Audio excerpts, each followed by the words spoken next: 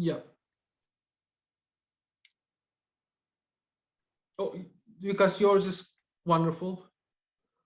Okay, thank you. You can now stop. Yeah, just the PowerPoint. Yeah. Okay.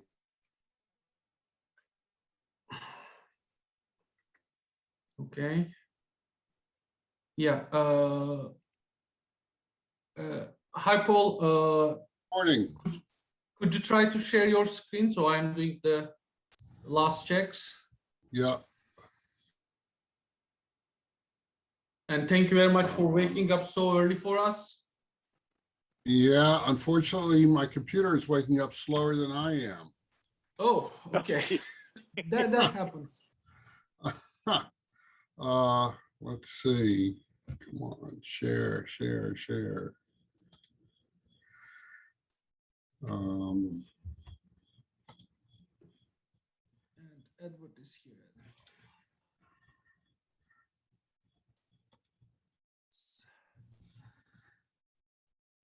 Wonderful. So you can see it okay? Yes, we can see it okay.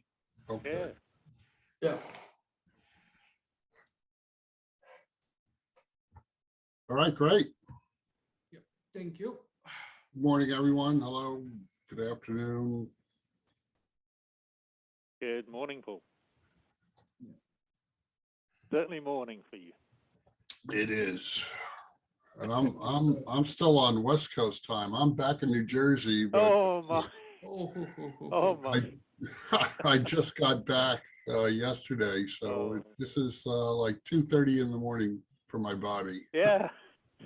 Well, it's getting you back into the, jocking you back into the East Coast time zone, I guess. It is. It is. So yes, Paul, could you stop and then let us check with the Edward as well, and then I can start the workshop. Hi everyone, this is Tuncer Baykaş. We are starting really shortly. I'm checking if every speaker can share his screen with us to be sure. The last one we are going to check is Edward O. So Edward, hi, and could you share your screen with us? Thank you very much. It works perfectly. Okay. So, good morning, everyone, and let me start sharing my screen. Is my video not showing? We cannot see you. Okay. I'm not sure why that is.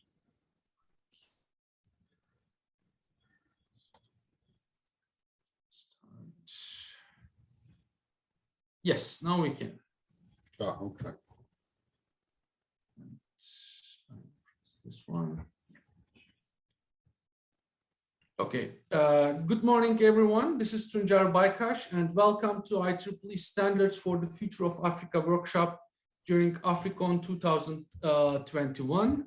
I am IEEE Regionate Standards Coordinator, and I have multiple positions in IEEE. I will mention that during my talk. Today, we are going to talk about the IEEE Standards Association. With an active portfolio of nearly 1,300 standards and projects under development, IEEE is the leading developer of industry standards in a broad range of technologies that drive the functionality, capabilities, and interoperability of products and services. In this workshop, we are going to cover IEEE Standards Association's main standardization areas, communications networks, and we are going to focus mainly about the communication standards during our last three talks. We have 5 speakers, myself, Dr. Vikas Monobrum, David Lowe, Paul Nikolic, and Dr. Edward O are our speakers. We are going to start with Paul Nikolic's talk. It is about the general overview of IEEE standards. Before I start Paul's talk, We would like to record this meeting to be available later on. Among the speakers, is there anyone who cannot do that due to technical or legal reasons? It's my case, so I will talk at the end, so please do not record. Okay, so yeah, I'm not going to do for yours, and I would like to start with Paul Nikolic. Let me stop my screen share. So Mr. Nikolic develops emerging new technologies for a long time, and he's an IEEE fellow and the chairman of the IEEE 802 Standards Committee for wired and wireless applications since 2001. He is also IEEE Standards Association Technical Advisory Board Committee on Standards Chair as well. He's a partner of the IEEE Broadband Ventures and holds several patents and has a bachelor's degree in electrical engineering, in biology, and another master's degree in biomedical engineering from the Polytechnic University in Brooklyn. Paul, it was an honor to work with you during all those years, and what can you tell us about the IEEE Standards Association and IEEE Standards? Hunter, thank you very much. I'm going to share my screen now. Please confirm that you can see it. Yes, we can. Okay. And Hunter, thank you for inviting me to participate in this workshop. I appreciate it. And you're right. I've been in this technology field for a very long time, which is a nice way of saying that I'm old. So it's true. And I've been working in standards with IEEE 802 for over 30 years now. I started in 1980, and I've been chairing IEEE 802 since 2001. So it's been a privilege and an honor to do so. And once again, Hunter, thank you for inviting me to give this talk. What I'll be going over is a high-level overview of technical standards. Recording in progress. Okay, got it. I'll be giving a high-level overview of standards within the IEEE specifically, and what technical standards are all about within the organization. So this is an overview of what I'll be discussing. A little bit about the IEEE and how it's organized, technical activities, Standards Association, a little bit about the governance structure of the Standards Association and the standards development process. And the talk is scheduled for about 20 minutes, and I am reserving 10 minutes for questions and answers at the end of the talk. I really would love to hear feedback from those that are participating in the workshop on specific items that they may be interested in. So please don't feel shy and reach out and ask questions as you feel appropriate. So the IEEE, I assume most of you are very familiar with the IEEE overall. It's a technical professional organization. We have about over 400,000 members worldwide. Over 160 countries are represented in terms of participation in the IEEE. It's organized by technical societies and councils from a technical perspective. There's 46 different technical societies and councils. And the primary mission of the IEEE is to collect technical information, to vet it, and distribute that vetted information. And the way we do that is via many vehicles, but a primary one is the one that we're engaged in right now is a conference. There's almost 2,000 conferences per year. I don't know how many journals exist, and but there's a lot, and we distribute the information via journals, and also from my point of view, perhaps one of the most important outlets is through technical standards, and it's also involved in humanitarian efforts as well. So a little more about how the IEEE is organized. Of course, it's driven by the members, 400,000 plus members, and led by a board of directors, which are elected by the members. And there's a large number of staff as well, full-time staff that support the members' voluntary activities. And as I mentioned, there are, the way it's organized is technical activities, which is the 46 plus technical societies and councils.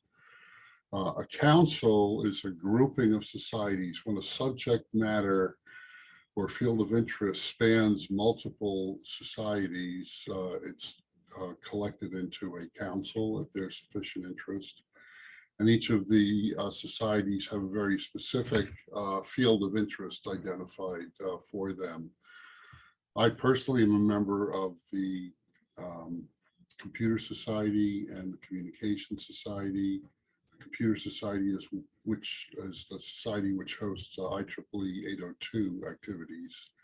Publications, as I mentioned, is responsible for publishing technical literature such as magazines and journals. The Standards Association, here highlighted in yellow, is responsible for overseeing technical standards activities. And then we have member and geographic activities. Everyone that's participating in this workshop, or not everyone, but most of the people are part of Region 8. And then we have educational activities as well. Now, I do want to emphasize that the Standards Association, although they are responsible for oversight over the standards process, the actual work is organized by the societies and councils in technical activities. So I'll be discussing, how that occurs now, but it's a joint activity basically between technical activities and Standards Association. The Standards Association oversees standards in a broad array of areas as represented by the technical societies and councils. And this is a small sampling of the range of activities, technical standards activities that occurs within the IEEE. It ranges from aerospace electronics to battery technology to nanotechnology. And the one that I'm most familiar with is Ethernet and 802.11, which is commonly known as Wi-Fi. This is the 802 activities.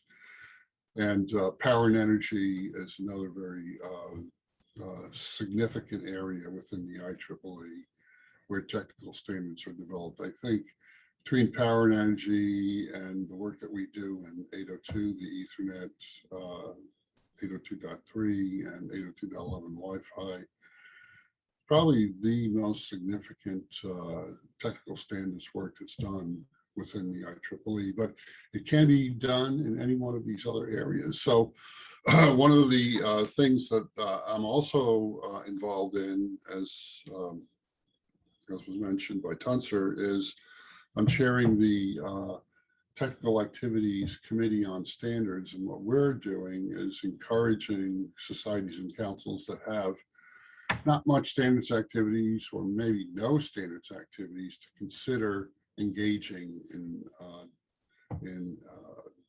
organizing standards activities within that society or council.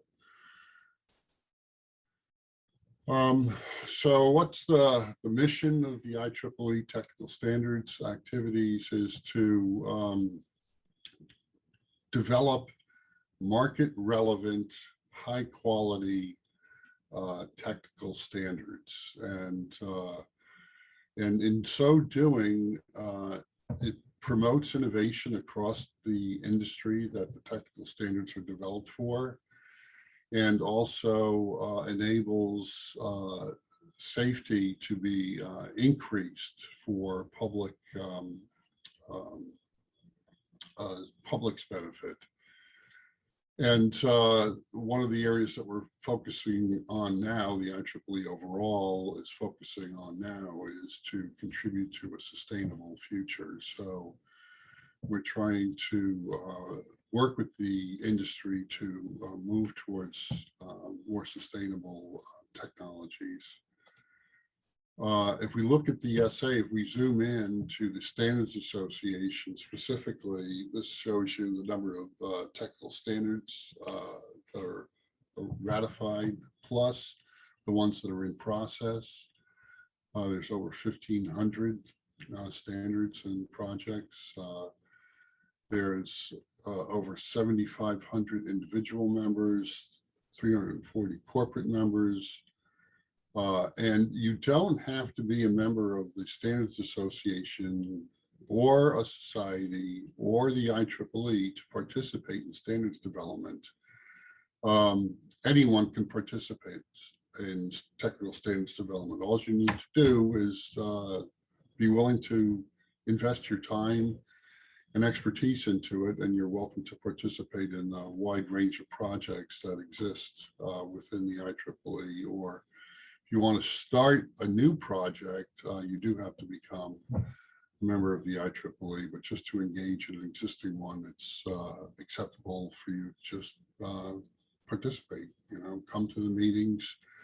And now in these days where all our meetings are virtual, it's relatively easy to do so.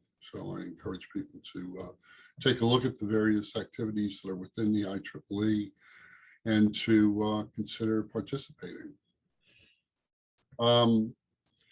So this describes some of the core principles of the standards development process.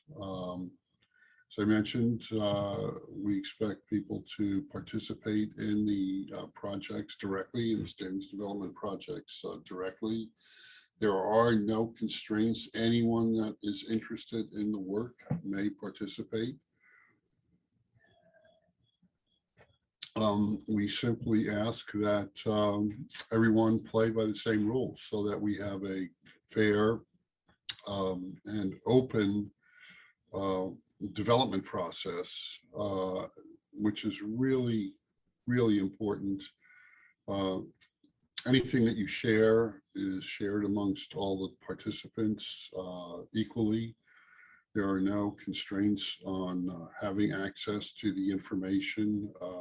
It's a very good democratic process.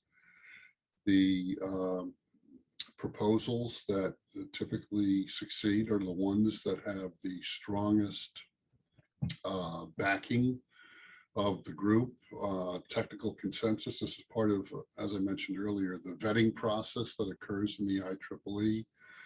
In the IEEE, all the material that's published in the journals and at conferences are well vetted, and I consider standards activities to be hyper vetted, because you, for instance, the case of 802, you can have hundreds of technical experts across the globe reviewing the material that you're recommending to incorporate into a technical standard and agreeing that a particular approach is the way to go. And so these principles are really important. And this last point I think is important as well, is the standardization work that we do within the IEEE is borderless. Anyone from anywhere in the world can participate, and the technical standards that we develop can be adopted by any country in the world that's interested in using it. And it's very powerful very powerful means of operating. So what's the result once you engage in a technical standards activity, you know, or maybe even before you engage in it, you know, why bother? And here are some of the reasons why you should consider taking a particular technique or a particular approach to a technical problem and incorporating it into a standard. It enhances competition.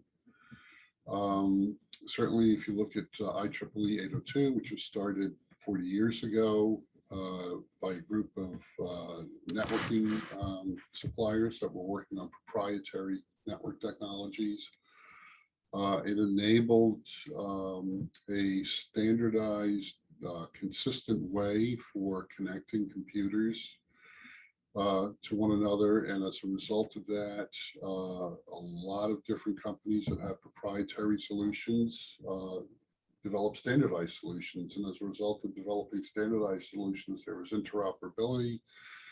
And as a result of that, there was a tremendous increase in the adoption of computer networking, which has resulted in the, you know, many billion endpoint network that we have today as a result of interoperability, lower cost, all enabled by competition, and going around on a counterclockwise basis enabled by innovation within, I'll stay with 802 as an example.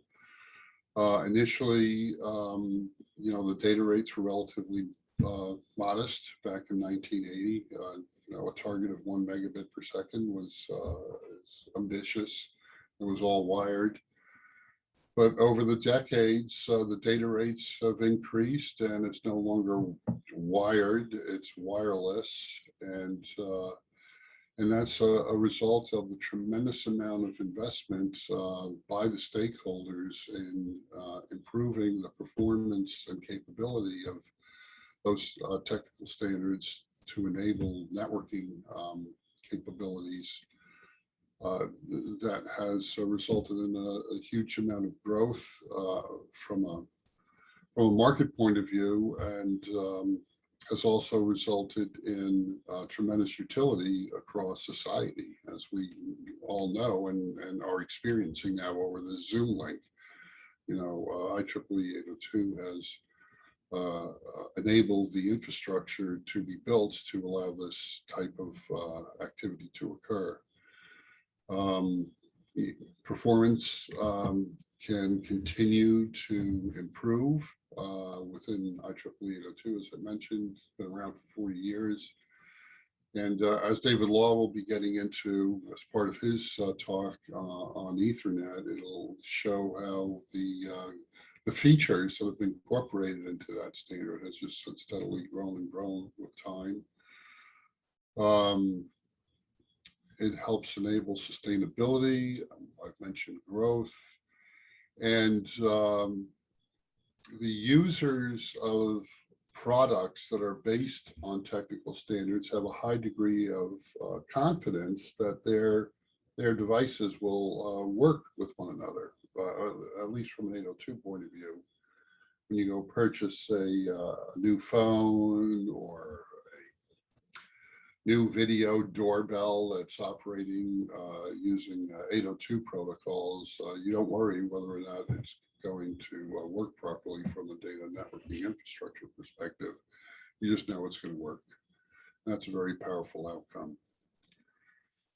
So I'm going to go into a little bit of detail on the standards development process. And I've taken these slides from the IEEE SA, which has a lot of fine-grained detail on the standards development process. But for this talk, I'm keeping it at a relatively high level, so it's not to get bogged down in the details. But if you do need details, they certainly are available by the IEEE Standards Association. Fundamentally, there's two ways to participate. There's the individual method and the entity method. And the basic difference between the two of them, as an individual, you literally participate as an individual. You may be affiliated with a company or a school or some sort of an entity, but when you engage in that particular standards project, you agree to participate as a technical expert, and that's it. You're not representing your company or any entity that you may be affiliated with. You're simply representing yourself and your technical expertise, and that's how 802 is organized.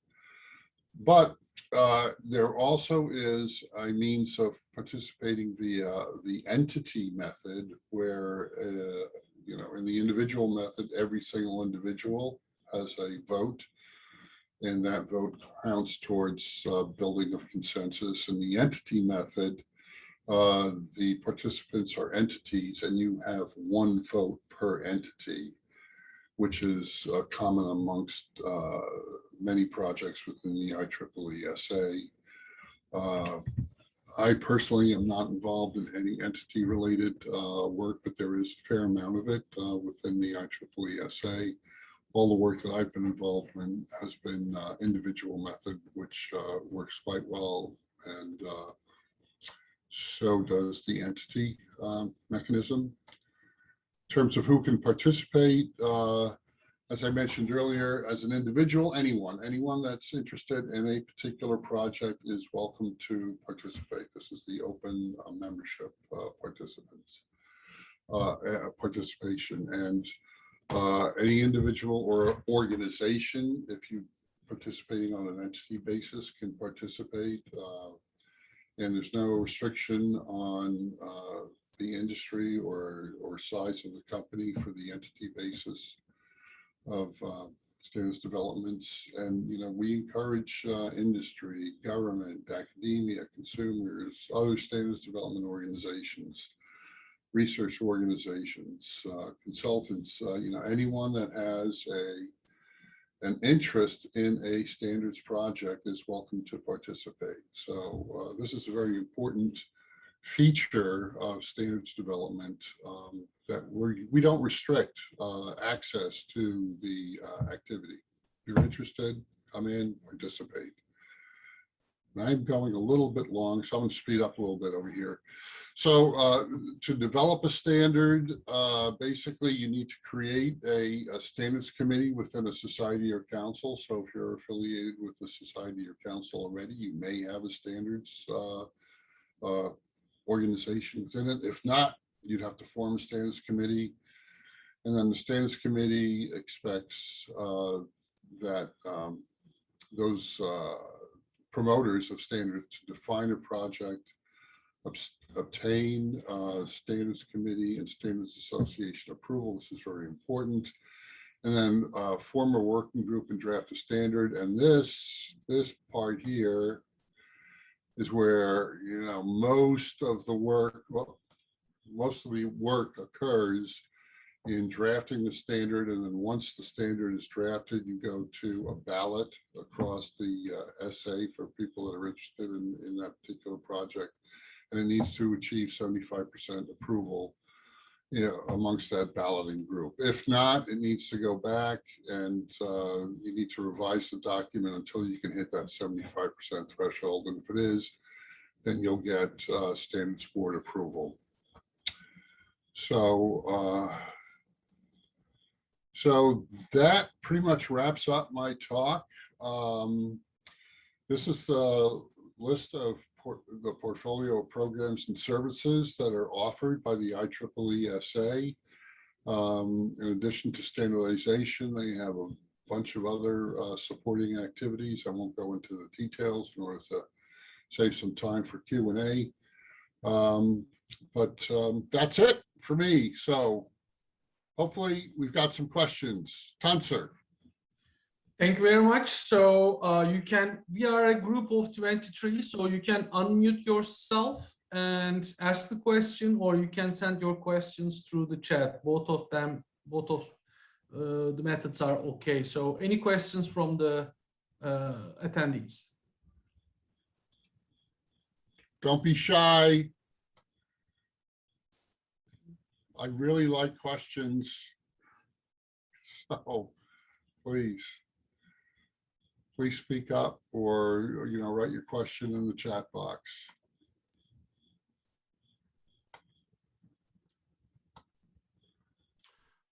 While people are Spencer, thinking, I guess I haven't spiked interest within the group. I'm sorry. I thought I'd get at least one question. okay, I still don't. Let me ask you the question about actually, you didn't mention, but what does the technical advisory board on committee on standards are doing, and how are we actually asking people to join the standards? Yeah.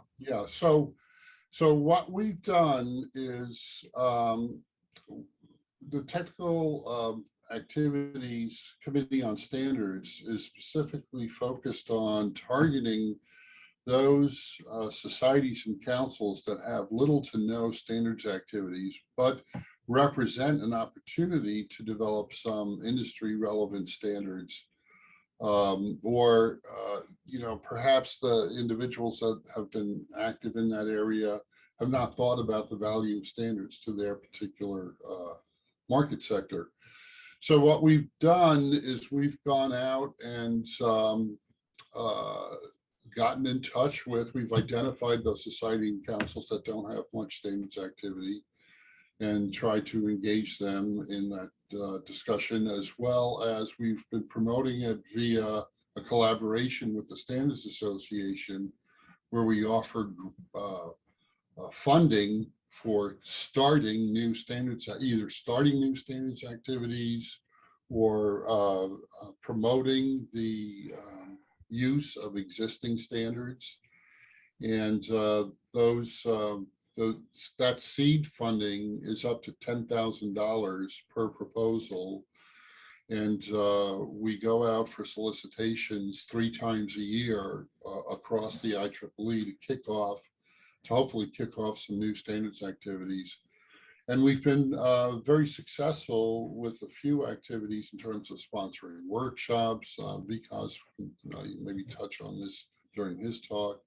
And we provided some funding to his activity for workshops in the past. And the idea is to stimulate the establishment of technical standards activities in those groups that have traditionally not even thought about it.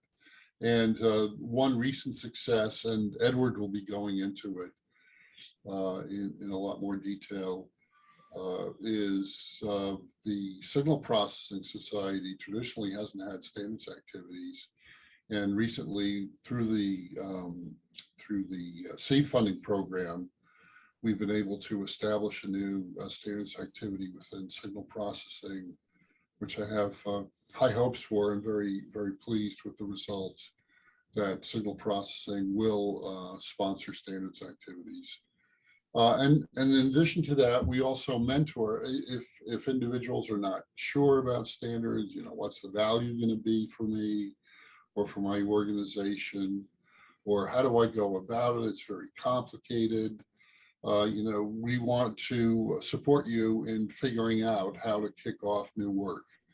So we'll provide mentoring and guidance in standards development evaluations by a variety of societies and councils and individuals.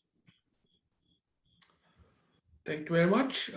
Any other questions from the group, either from chat or you can directly ask? David, I think you have a question, don't you? David Law, help me out here. David is here. Certainly David has a question, even though he's been involved for over 30 years. Nothing. Okay. All right, well, I guess I'm done, Tuncer. Thank you very much, Paul, for this nice introduction. Now we are going to go deeper in how to join the IEEE standards in detail. So I would like to thank you one more time. Our next speaker is Edward O, another standards expert with many years of experience. He is a senior member of IEEE, a distinguished engineer of the Huawei Technologies Canada. He's currently the vice chair and the member at large of IEEE Technical Activities Board Committee on Standards. So they are working basically with Paul together. And he is also the chair of the policies and procedures of the IEEE Computer Society Standards Activities Boards and a member of the IEEE Educational Activities Board and the Standards Association Standards Education Committee. On top of that, actually, I'm honored to work with him in 802.11 standards. He started the 11AY group, and he's at the moment the co-editor of the 802.11be, the Wi-Fi will be, I believe, 7. We will mention those things as well. So, and yeah, it will be Wi-Fi 7. But today he is going to talk about how to join the IEEE standards and what can be done. So, Edward, the floor is yours. Thank you very much. Can you hear me right now? Yes, we can. Okay, so let me try to make the screen bigger in presentation mode. Okay, so good afternoon, everybody. As Tensa mentioned, I'm the vice chair of the Technical Activity Board's Committee on Standards. First of all, I would like to express my thanks to the organizers, especially Tensa, Vickers, and David, to invite me to deliver a presentation in this workshop today.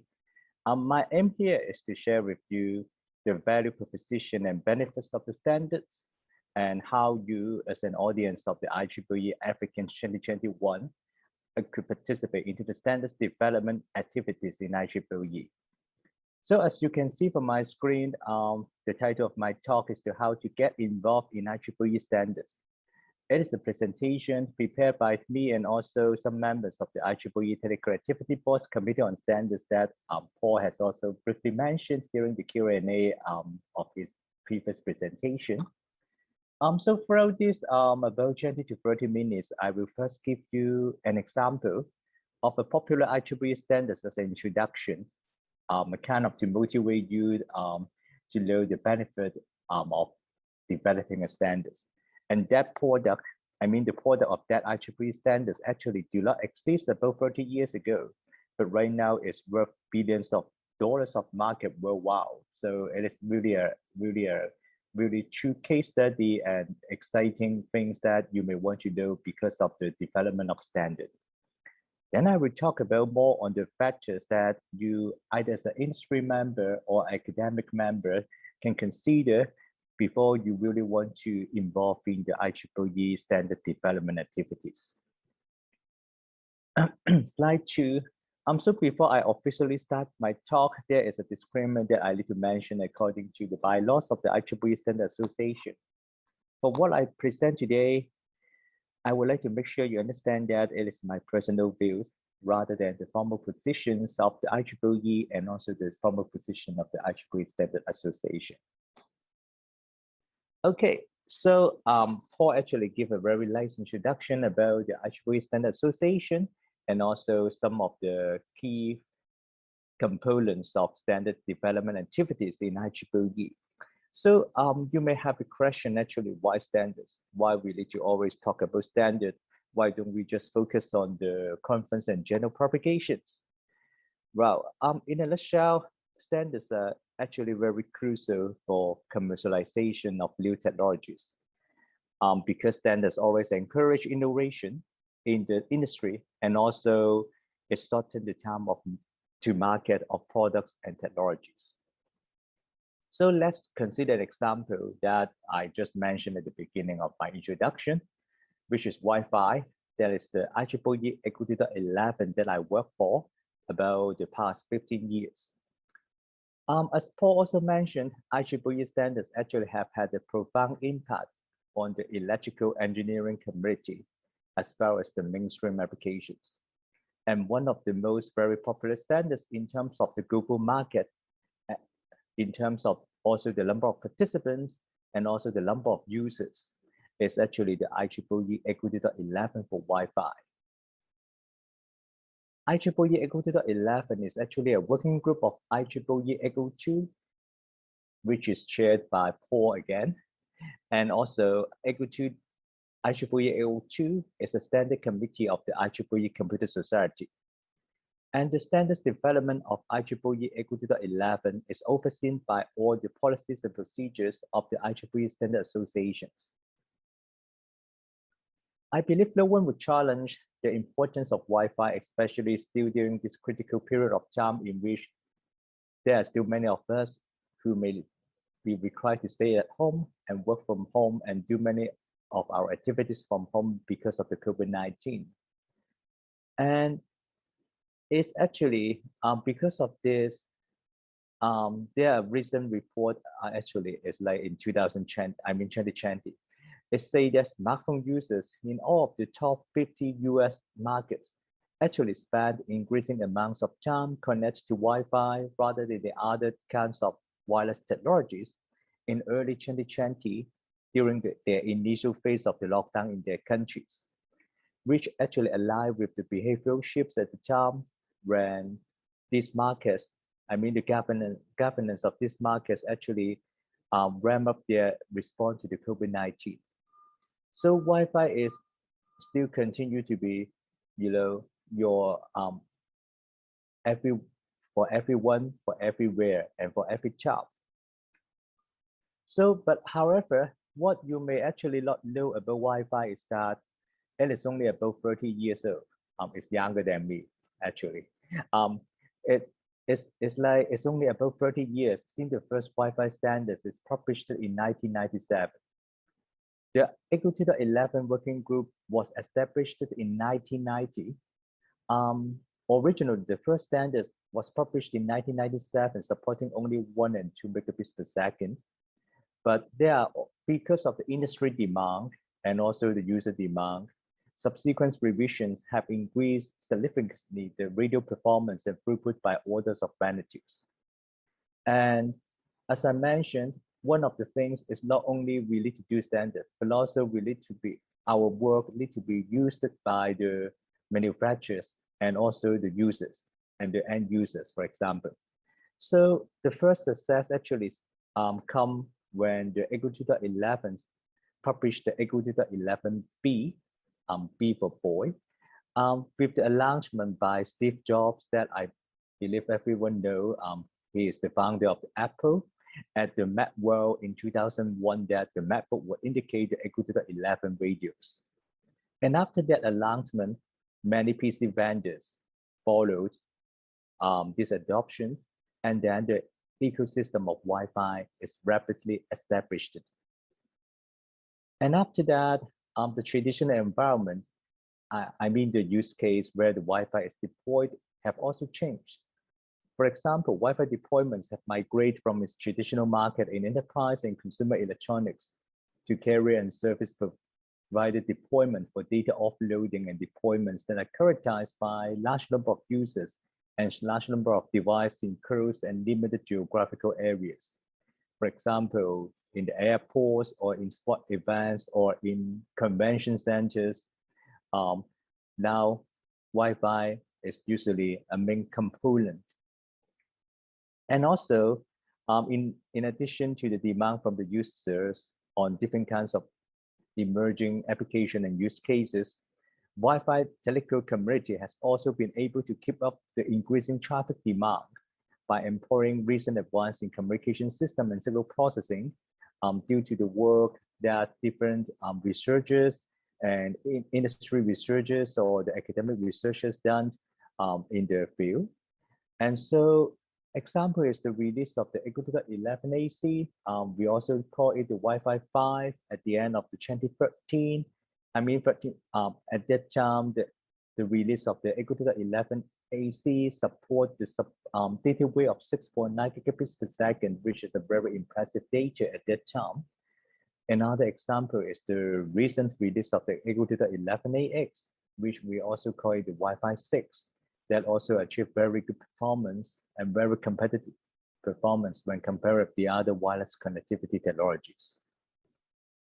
So, and now, many of us who work from home, stay at home, we really use Wi-Fi.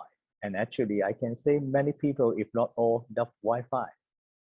For example, in slide 7, what I show is that in 2013, the European Commission actually has requested in a study report that governments widen the available unlicensed spectrum to meet the increasing demand for mobile internet, especially for Wi-Fi.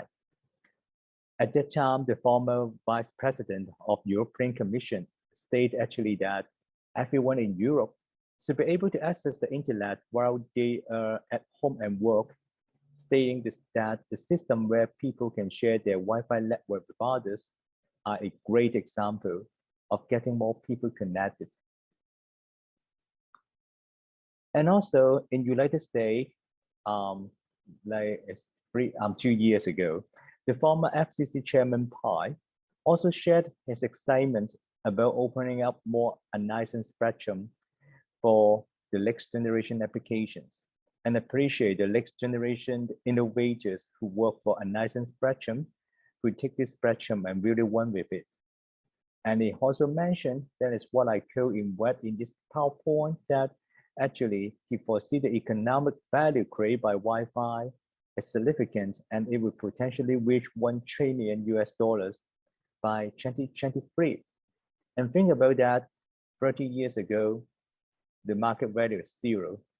And like 2 years later, from now on in 2023, it will be near the $1 trillion. So this is one of the good things, one of the most successful standards that IEEE has created for the global market. In slide 9, it's also showed what I just mentioned about the global market. For example, standards, especially the IEEE 11 standards, actually really drive the Wi-Fi markets. This recent marketing report that I cite here actually estimate that the global Wi-Fi market size grows at a compound average growth rate of more than 21% per year from 2017 to 2022. Actually, several factors have contributed to this trend. In addition to the availability of Wi-Fi interface on mobile device and the ease of use of technology, the most important factor is that almost free availability of Wi-Fi connectivity available in many public domains, for example, like coffee shops, shopping malls, hotels, convention centers, that in the long time ago, you may need to pay to use Wi-Fi, but nowadays, many of them change their business model and provide free connectivity whenever you want to use the Wi-Fi. And also another factor is the increasing trend of bringing your own device to work and study. And actually another industry annual report predicts that by 2022, that is next year, 71% of the total IP traffic will be wireless, and more than half of this traffic is contributed by some form of Wi-Fi. As Paul mentioned, IEEE 2 is individual based. So for the IEEE 2.11 working group under Paul leadership, this is also individual based, and it is one of the most active working groups in IEEE 2. Another most active is the one that chaired by one of our organizer, Derek Law, which is about the IEEE 3 equivalent.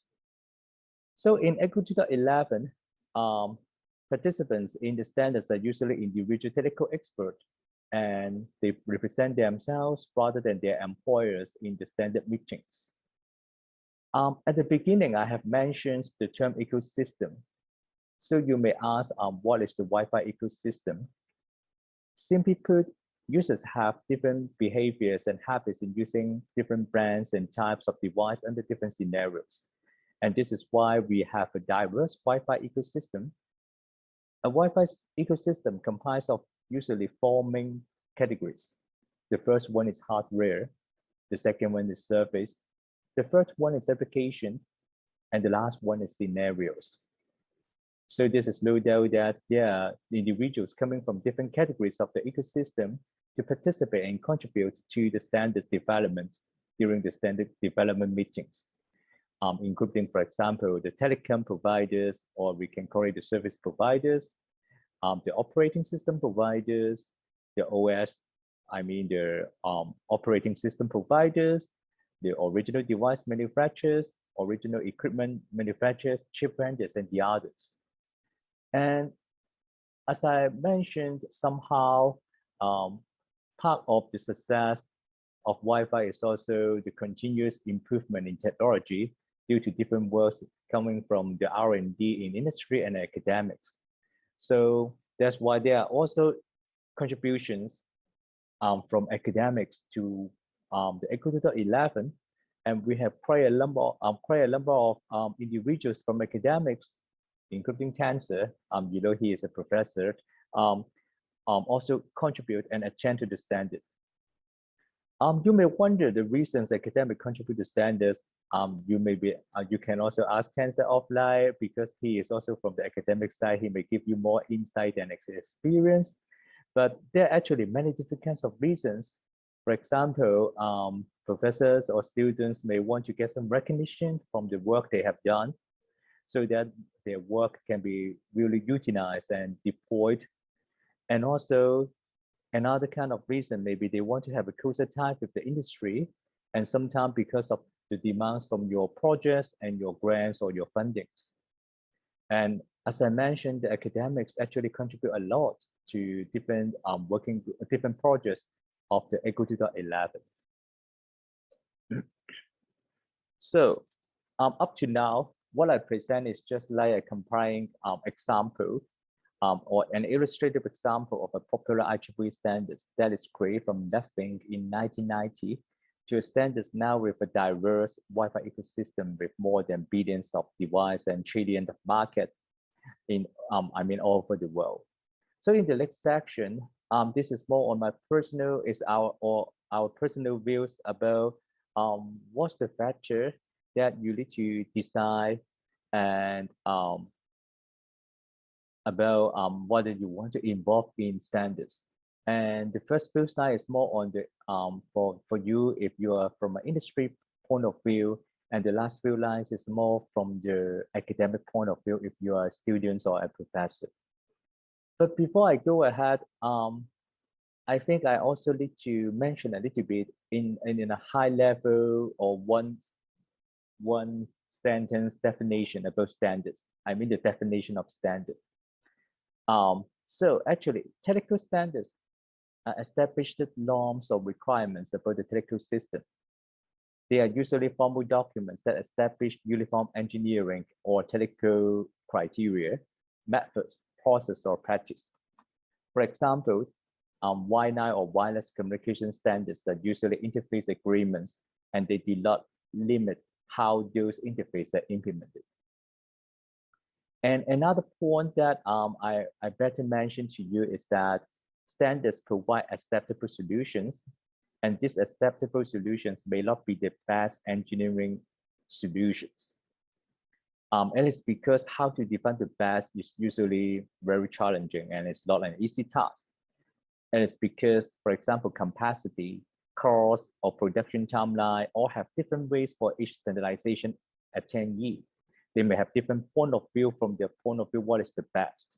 So that's why usually at the end, as Paul also mentioned in his slide, we usually follow a consensus process.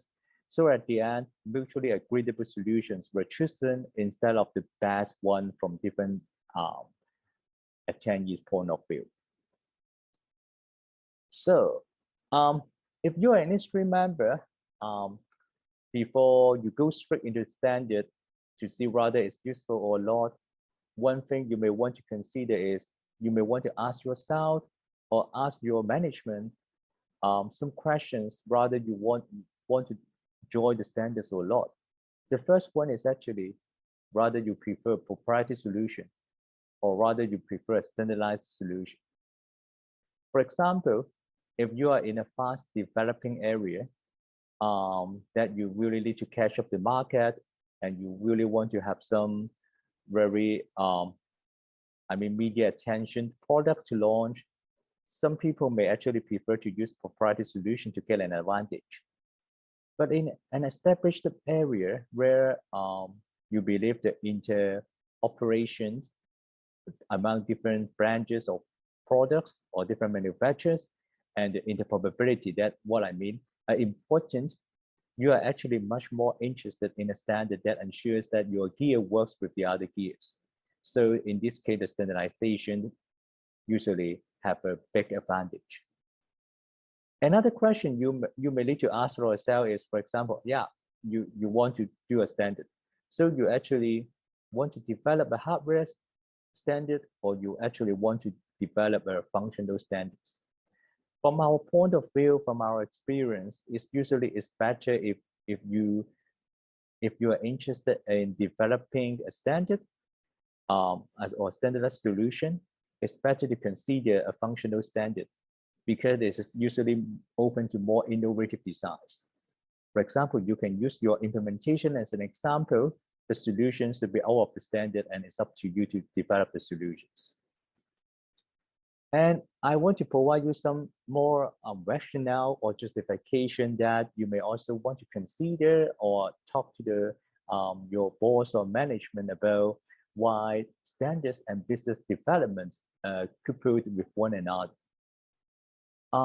In a nutshell, or in a one sentence work, with those things, the 5 balance here, what I can say is standards usually turn innovation into business and markets. And from a user's point of view, they also get advantage because they do not need to only rely on a single monolithic source. They can actually find many different manufacturers who produce the product. It's also encourage the market competition. So just like what I just mentioned, it really opened a market for different products, solutions, and even services. Because different manufacturers and companies can use the can use the standard to develop their solutions and standardize in interoperability solutions that many users can use. And also another thing is because everyone implements their at least some basic features from the standards, standard actually allow to compare technical features, qualities, and functionality of the products and solutions. So users can really have a more clear comparison and choose the one they need. And again, it can usually avoid the single source market with monopoly. So it's really helpful for both the industry and helpful for the users. And there are some examples. Because I usually better to have some examples to use so that you can feel what it is rather than I just talk about some rationale. If you work from, in the power and engineering and energy domain, so if you're a member of the IEEE Power and Energy Society, you may actually know that PES actually has 100-year experience working on standard. And actually, PES standards, cover very broad applications. Their products are really more product-oriented, like the power transformers, cables, and other provide technical quality level of different manufacturers.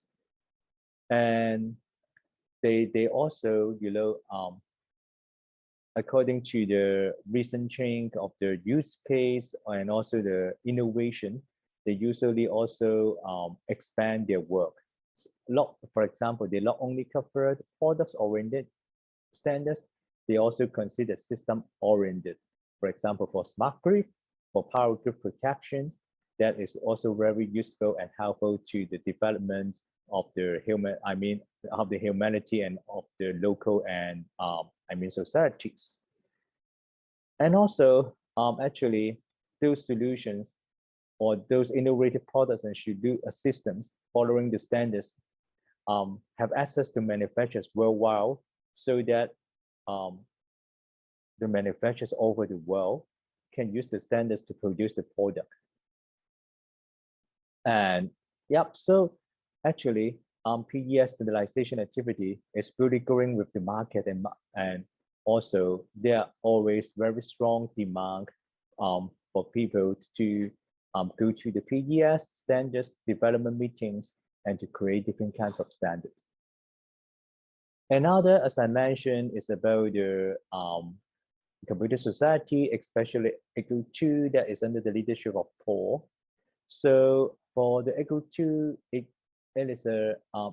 actually not only work on Wi-Fi, just I mentioned, but also on Ethernet under the leadership of David Law, and also the other, for example, the TSN, the traffic, sensitivity network, and also ECO 2.15, which is also about the wireless personal area network.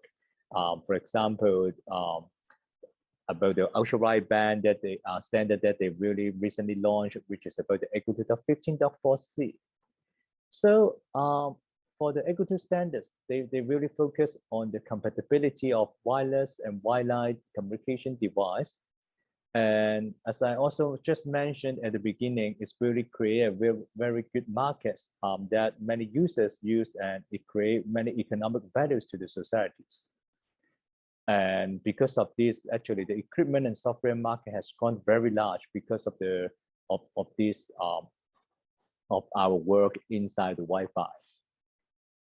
So yeah, so if you decide to go ahead, another things you can do is actually just approach your society. For example, the simplest thing is you may just contact your local chapters, or you can also look of your society, or just browse their website and see what kind of standard activities they are doing, especially during this time that there are still many traffic restrictions. Actually, there are still many standardization work that actually are conducted online rather than you need to travel in person.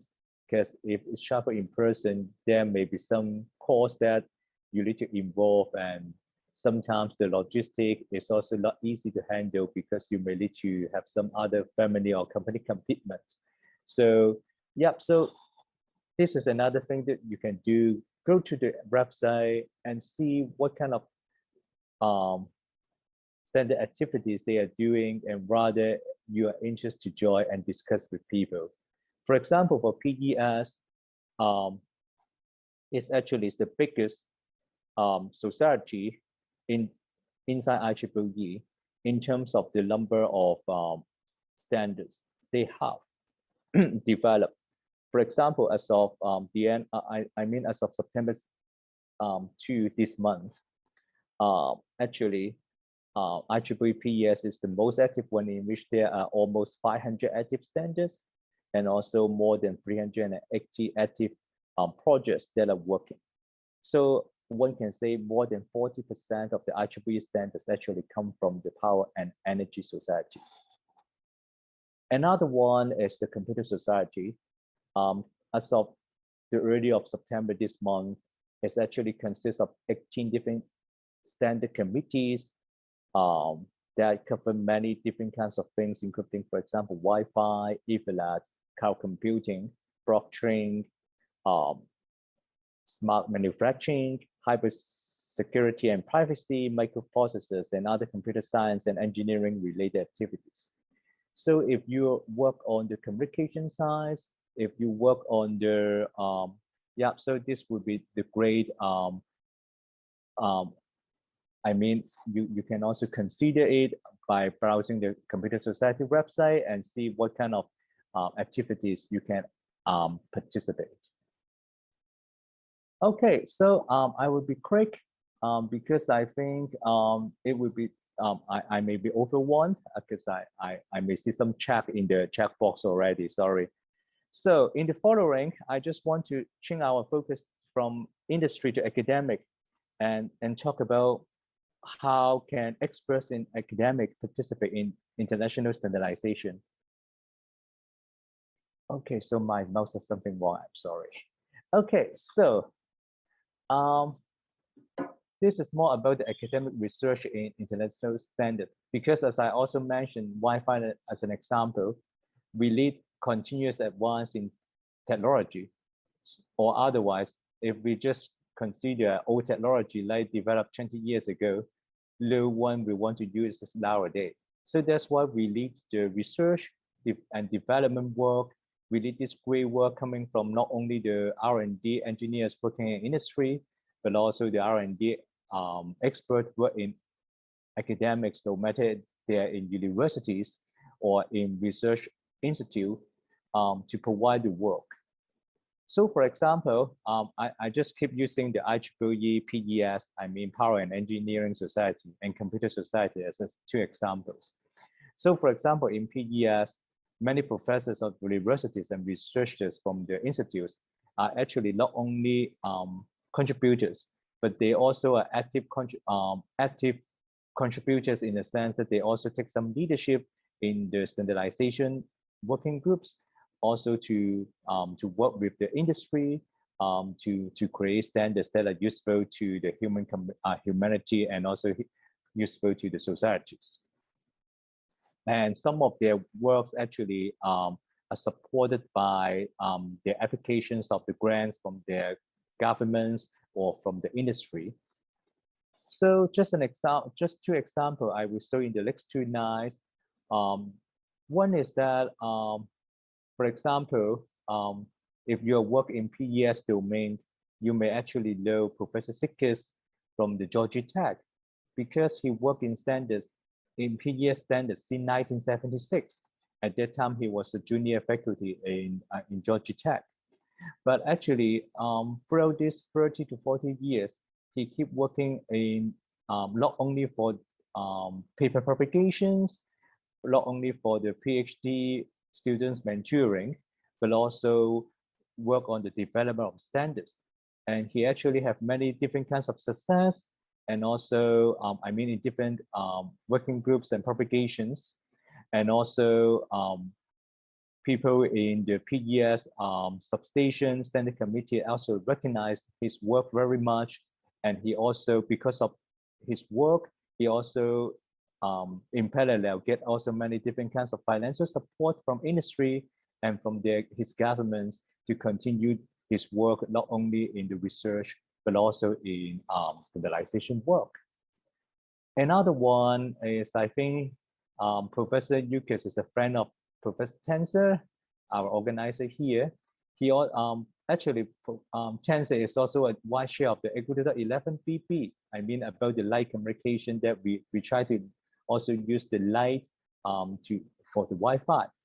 So actually, many faculty and students from different universities, including Professor Yukis and also Professor Tenser, actually contribute many different kinds of works like channel models and like the physical layer and map layer works to the Equator 11 BB. And also, it's not only good for the recognition, but also it also helps their students to grow to not only know the theoretical work, but also knows the industry work, and also actually help their preparations of their thesis, and also help get some public fundings. So it is also now it's a really good source of things that professors and students could consider. So all in all, if you are faculties or students, please don't worry about, rather you can attend and participate standard development meetings or not, because as Paul mentioned, especially for projects that are individual based, everyone is welcome. And also the IEEE Standard Associations really provide a good platform for volunteers, experts to write standards, to participate in standards.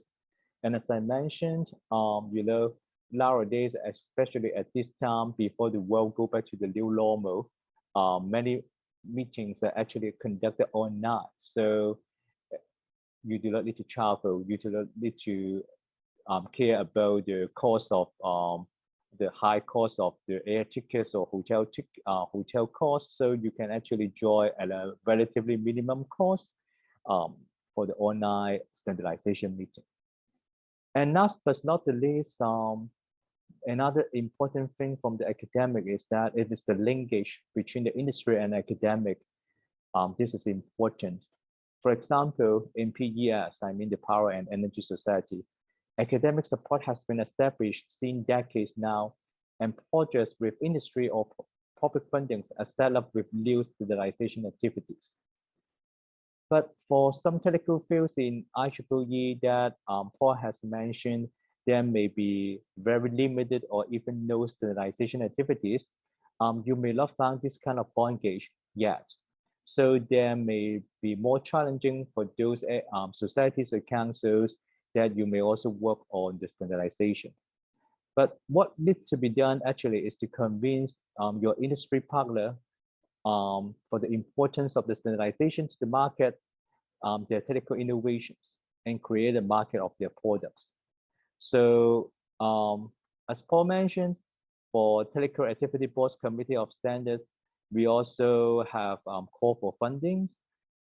So this is the one that you can also contribute your local chapter of your society to consider whether you want to get some initial support to talk about some pre-standardizations or industry or standardization works that would be good for the development of different kinds of technologies, especially in Africa, actually also to grow the market of different technologies in Africa. So this is what I would like to present with the group. So if you would like to know more about our Technical Activity Boards on Committee on Standards, so you could refer to the website, and also you can feel free to contact Paul or me or the staff liaison of the TAP Committee on Standards, which is Mr. Patrick, through this email. And Tensor, now sorry for overrun. I believe I may overrun for 5 to 10 minutes, but I hope that the group can know what's the standard and can motivate them a little bit to do some Google search to see what kind of standards they could participate. Thank you, Tensor, and thank you all. Thank you very much. Wonderful presentation. And I will thank you one more time. In the meantime, actually, we received at least 2 questions, and I would like to actually start the first one from Godfrey Ringier. I hope that I'm pronouncing it correctly. The question is, how does IEEE help governments to enforce standards? Paul, you are still with us, 6 a.m. in the morning there, or? Yes, I'm here. And Paul already answered it, right? I see from the chat box I project here. Yeah. Yes, he did, but I would like to actually, maybe he can give a more detailed answer for that question. And we have some, we are not enforcing standards, but we are doing something else. And maybe Paul and Edward can mention those things. Yeah, as thank you, Tensor. As Tensor and I put it in the chat box, the IEEE does not get involved in enforcing the technical standards that are developed, under its auspices. However, it does provide a platform for industry to develop conformance testing, and will help support conformance testing to determine whether or not a product or service is conforming to a particular standard or a subset of a particular standard. But with respect to enforcing the use of a standard, the IEEE does not get involved. And Edward, I'll defer to you for any further enhancement. Thanks, Paul. I believe what you described is already great, because we cannot enforce the implementation of standards. And also at the end, it really depends on the, different markets. So yeah, so Paul, I don't have more to say for this question. And thanks, but we are, okay. Well, I will add something, we have an 802.18 group, a regulatory group, and if a regulatory body asks a question to IEEE 802 or any other IEEE standards group, we would like to actually give them the answers.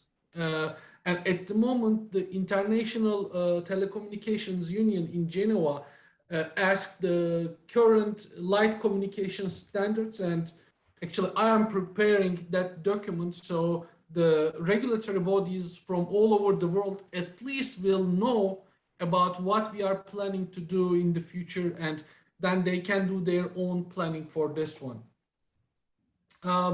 The second question was a general question: how can one join the standards committee and what are the requirements for its membership?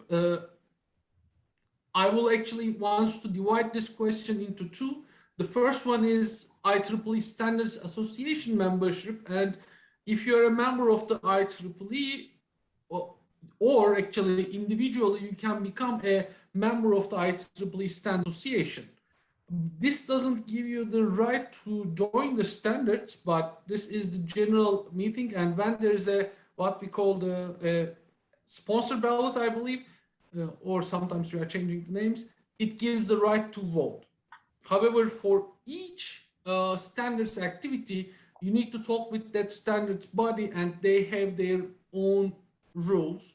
The example was already given for the IEEE 802. Your membership individually, and to get the voting right, you should join at least 2 meetings, and after that, you can be a voting member of IEEE 802. You don't need to be a member of the IEEE SA, but according to rules of the IEEE 802, you can be easily a voting member after joining 2 plenary meetings. I'm checking if there are any other questions. Sir, this is Paul. I Yes, just want to enhance your response a little bit.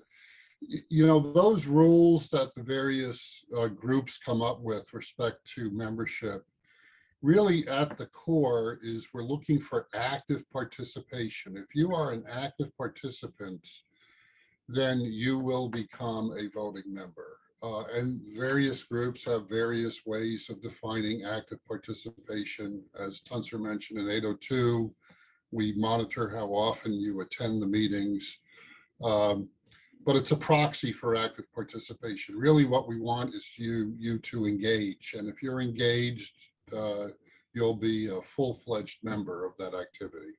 Thank you. And Chancellor, another thing, maybe I just do a little demo to show to the audience here about what Paul is mentioned. Can you see my browser right now? Yes, Chancellor? we can see it now. For example, if you type IEEE-equity.org, this is the standard committees that Paul is chairing. So there are all the information that are also shown in public. You do not need to be a member, or you do not need to pay anything. You can see all the information that are in public. This is one of the great things that we make many things in public domain that everyone can see. You can also see what the meeting information of different groups under the ECHO 2, for example, the Ethernet working group under DAWIC, and also, for example, the ECHO 2.11 WLAN group under Mr. Stanley, and also different kinds of things. For example, the ECHO 2 orientations and all the things that you can see. And also, for example, if you are interested in Wi-Fi, and if you are not a member yet, what you can do is, for example, in the reflector request, you just go to the non-member access and subscribe to the non-member access so that you can know what happened in the development of different work in Wi-Fi standard. And once you are a member, the difference between these two reflectors is that for this one, it is read only. You can only read things. But once you're a member, you can also start replying emails and comments. And also all of our contributions, different technical contributions from different individuals are actually, displayed here, and you can just download it without any financial commitment or cost. So everything is public that you can really take a look before you really join. Yep, so Tanser, I'm done. Thank you very much. A follow-up question came. Are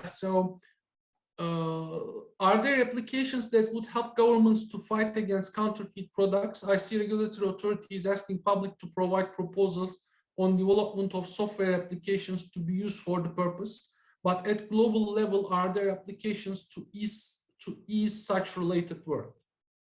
So Paul, Edward. Yeah, Godfrey, thank you very much for the question. I actually don't know. I certainly am sympathetic to the issue that you're describing. I am not familiar with any programs, software programs or applications that identify counterfeits. Maybe one of our other panelists are familiar with it, so I'll defer to the rest of the group, actually. Well, Paul, I would prefer to, for example, this is a great question that we may also want to consult the IEEE SA staff and see if they have a more formal position, a more accurate position, because we are not the expert on this area, but I believe our IEEE Standards Association staff may be able to help. So if Godfrey, you can provide Tenser your email contact if possible, then we may connect you with the SA staff for further discussion. Yeah, please, like I can actually write my email to everyone here. Yeah, so in this case, yeah, it's better. Okay. Yeah, I got your email as well, so I will reach you with this topic. But also, like regarding 802.11, there is a certification board in the Wi-Fi group. So if you have a Wi-Fi certified device, it means that it is tested by the Wi-Fi community. So that's another point. So I would like to thank Edward one more time for this one. Let me share my screen now.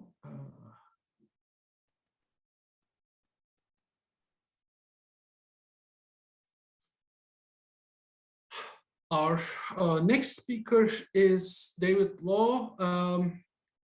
He is the former Region 8 Standards Coordinator, and at the moment we are working together as well. He's a distinguished technologist in the office of the CTO of Aruba, a Hewlett Packard enterprise company. He has been a member of the 802.3 Ethernet working group. He had positions including the vice chair, and he's the Ethernet working group chair since 2008. He served in the IEEE Standards Association governance positions, and he received the IEEE SA Standards Medallion, the IEEE SA Standards Board Distinguished Service Award, and IEEE SA International Award. So, and he earned his degrees in Glasgow, Scotland, still part of the UK, in the Strathclyde University. So, David, thank you very much for being a part of this workshop, and the floor is yours to introduce us some wired standards. We cannot hear you at the moment.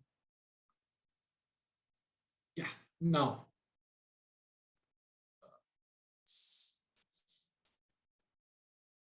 Still not.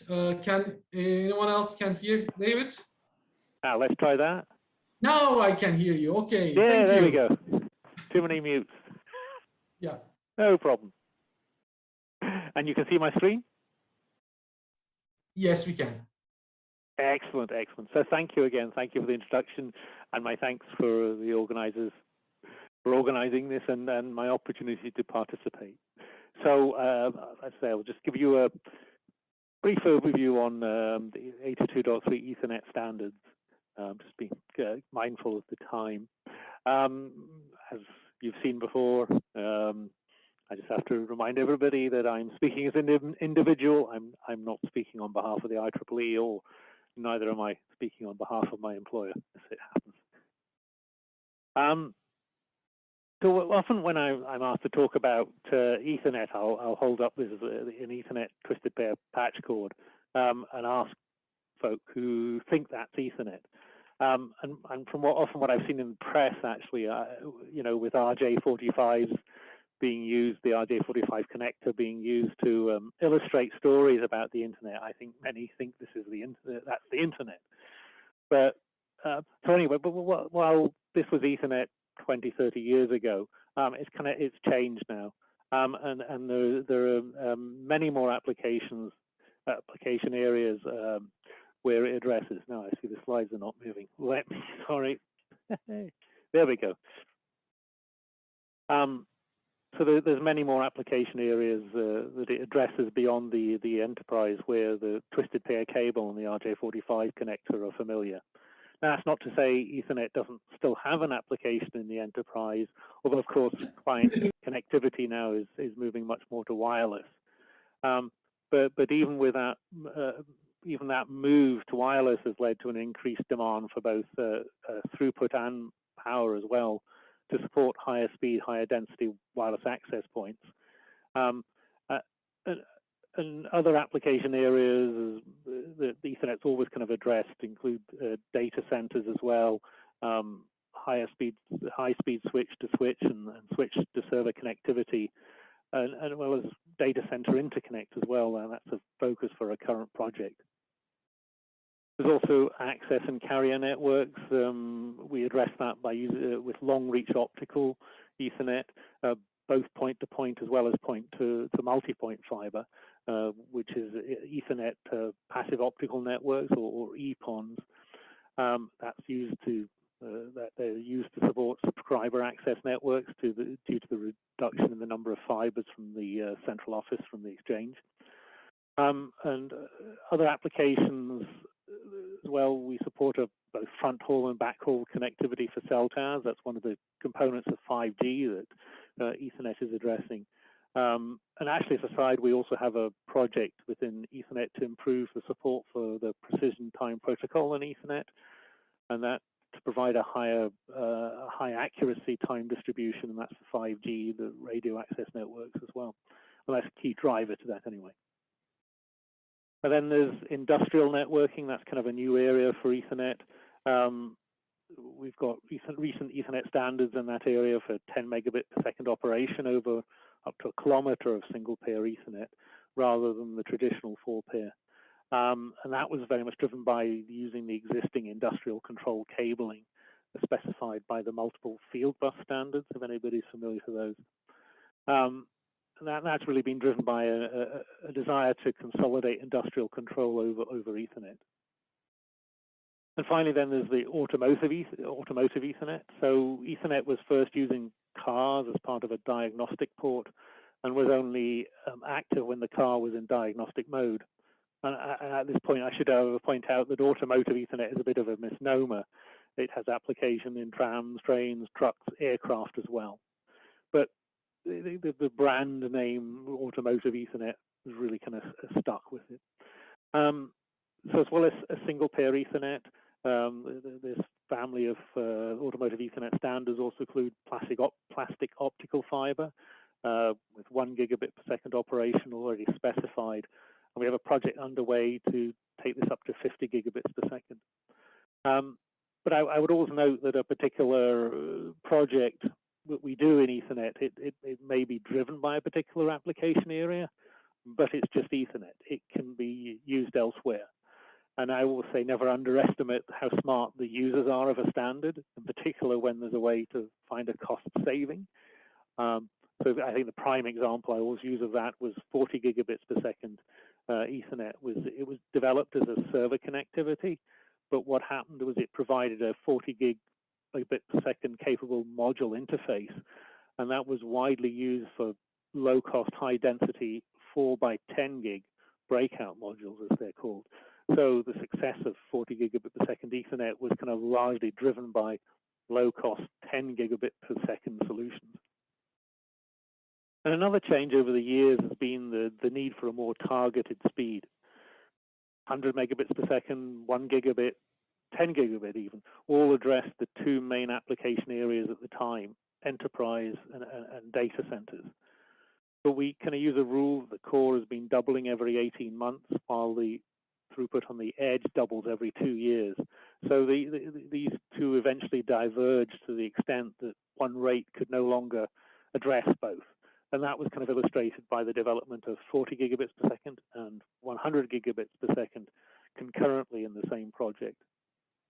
And we've also caught up with the telecoms world as well, where their technology is so, while in the past we could leverage, for example, we leveraged OC192 technology for the development of 10 gigabits per second Ethernet. We're now developing new rates at the same time, or even ahead of the telecoms world. So this diversity in application areas and growing demand for bandwidth has resulted in 6 new Ethernet speeds in approximately the last 5 years: 2.5, 5, 25, 50, 200, and 400 gigabits per second Ethernet. And it took 30 years to develop the first 6 speeds. So it's showing that quite an increase in the Ethernet rates we're developing. And we're looking at 800 gigabits and 1.6 terabits, which I'll touch on a little bit later. So looking on to the evolution of Ethernet, many still associate Ethernet with as a bus technology, even the thick yellow Ethernet coax cable, and think of Ethernet using carrier sense, multiple access, collision detect, CSMACD, as the protocol to access that half duplex shared media. But as the throughput demands increased and technology improved, particularly increasing the number of transistors that could be integrated into a single device, there was a move away from Ethernet repeaters to bridges and switches to provide a dedicated connection. I remember this being termed as dedicated Ethernet at the time.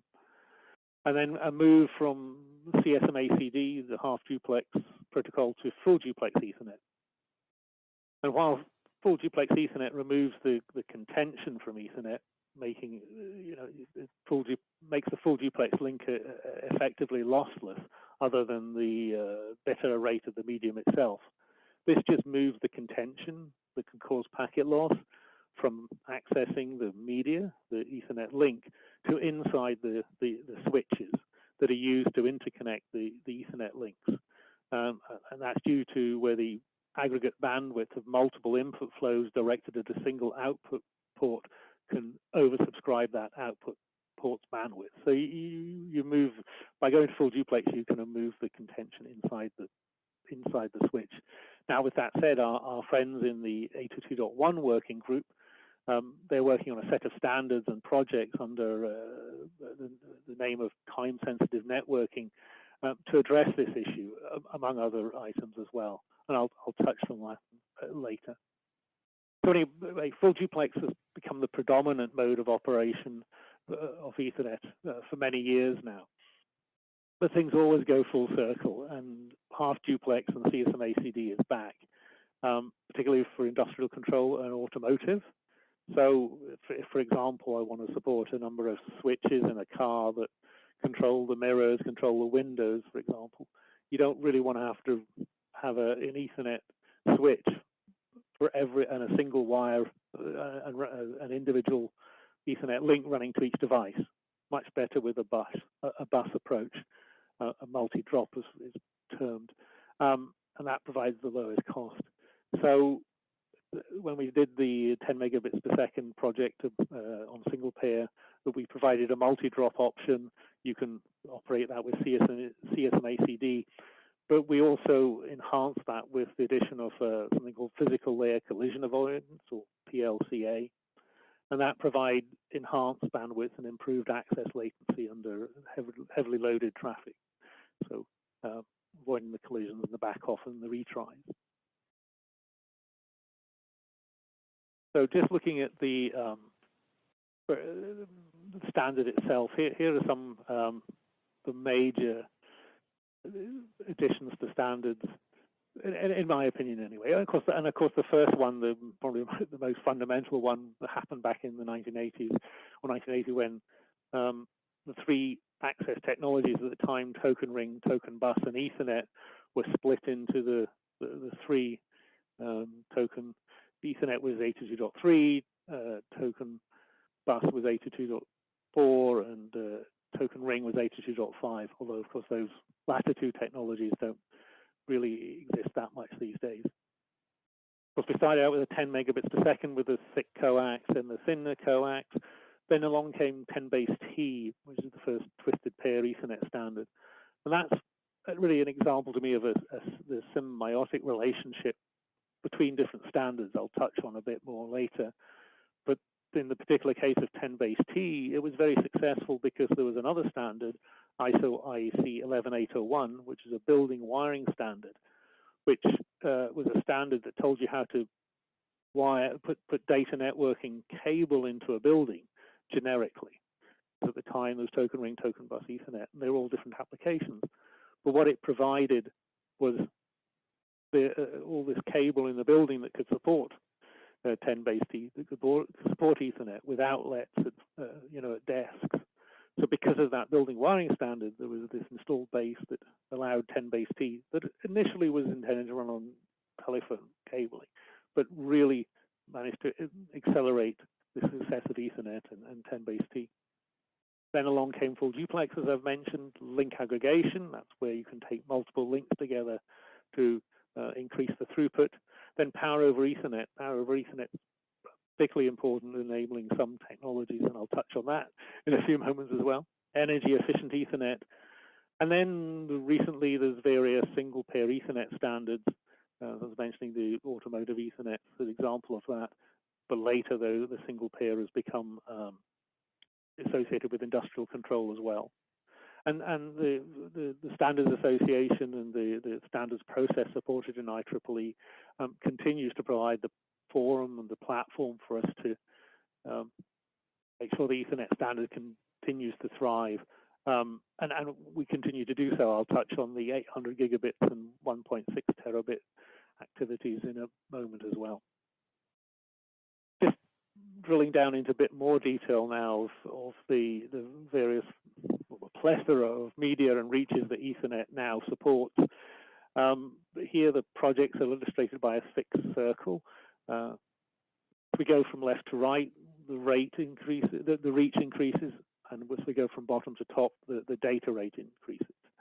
So we start with the short range backplane PHYs, twin axial copper cable PHYs, and then the single twisted pair PHYs, they initially driven by transportation needs, but that now has been extended really with the industrial control at 10 megabits per second.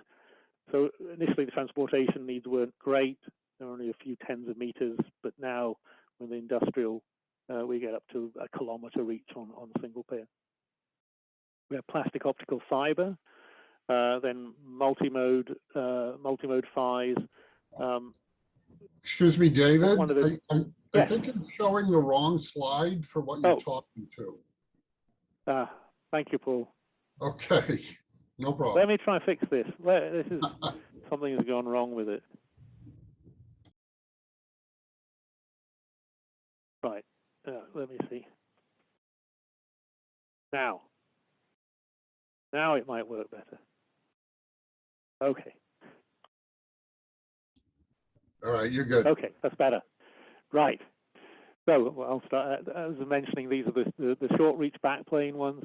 Then we move on to the single twisted pair. Transportation needs, those were tens of meters.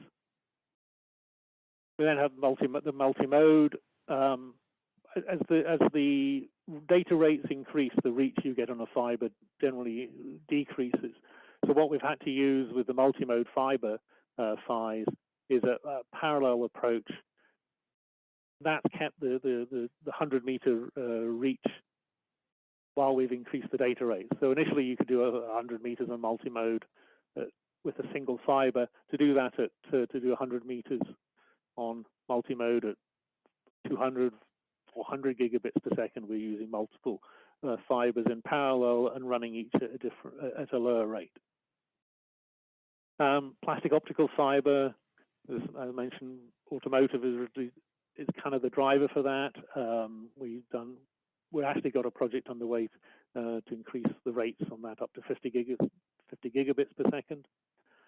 We then have the various single mode PHYs. They're further broken down into point to point. There's both duplex, where we have two fibers, one in each direction, then bidirectional, where a single PHY is used with the different transmit and receive wavelengths. So of course that's particularly when you're using running fiber to subscribers, reducing the number of fibers you have to run is important. So running it bidirectionally is a key in that application. We also have dense wave division multiplexing systems, which is kind of a new area where the Ethernet family is going. But also, as I mentioned before, we have Ethernet passive optical networks, which is the point to multipoint approach, which I'll touch on. And we also have another project called SuperPON, which is building on that, which is taking wave division multiplexing and optical amplification and using that to increase the number of subscribers and the reach you can achieve with the point to multipoint links. So as I mentioned earlier, 802.3 also addresses power over Ethernet. So that's the provision of power over the same cable as data. So this proved particularly powerful for wireless access points, also IP telephony, but has applications in various other areas such as powering internet access kiosks and also even intelligent lighting in buildings. That's a particular area that was of interest for the most recent 4-pair power over Ethernet, which has increased the power right up to 72 watts now. So there's been 3 different amendments as the power over Ethernet has developed, addressing either 2-pair or 4-pair power over Ethernet. But in general, as I say, each of them has been increasing the amount of power. A bit more detail on the EPON topology, the Ethernet passive optical networking I was mentioning. There's a single fiber from the central office exchange out to, there's a passive optical splitter combiner, which is near the subscribers, and then the individual fiber to each subscriber. So what this does is it reduces the number of fibers you need to run from the central office. To using bidirectional point-to-point, you would have to run a single fiber for each subscriber. This significantly reduces the number of fibers you're running from the central office, the telephone exchange, out to the subscribers, and can you're moving the point where you actually have a fiber per subscriber much nearer to the subscribers. But as a result of this is a shared media, so you have to control the access to each station, each subscriber, when it can actually transmit.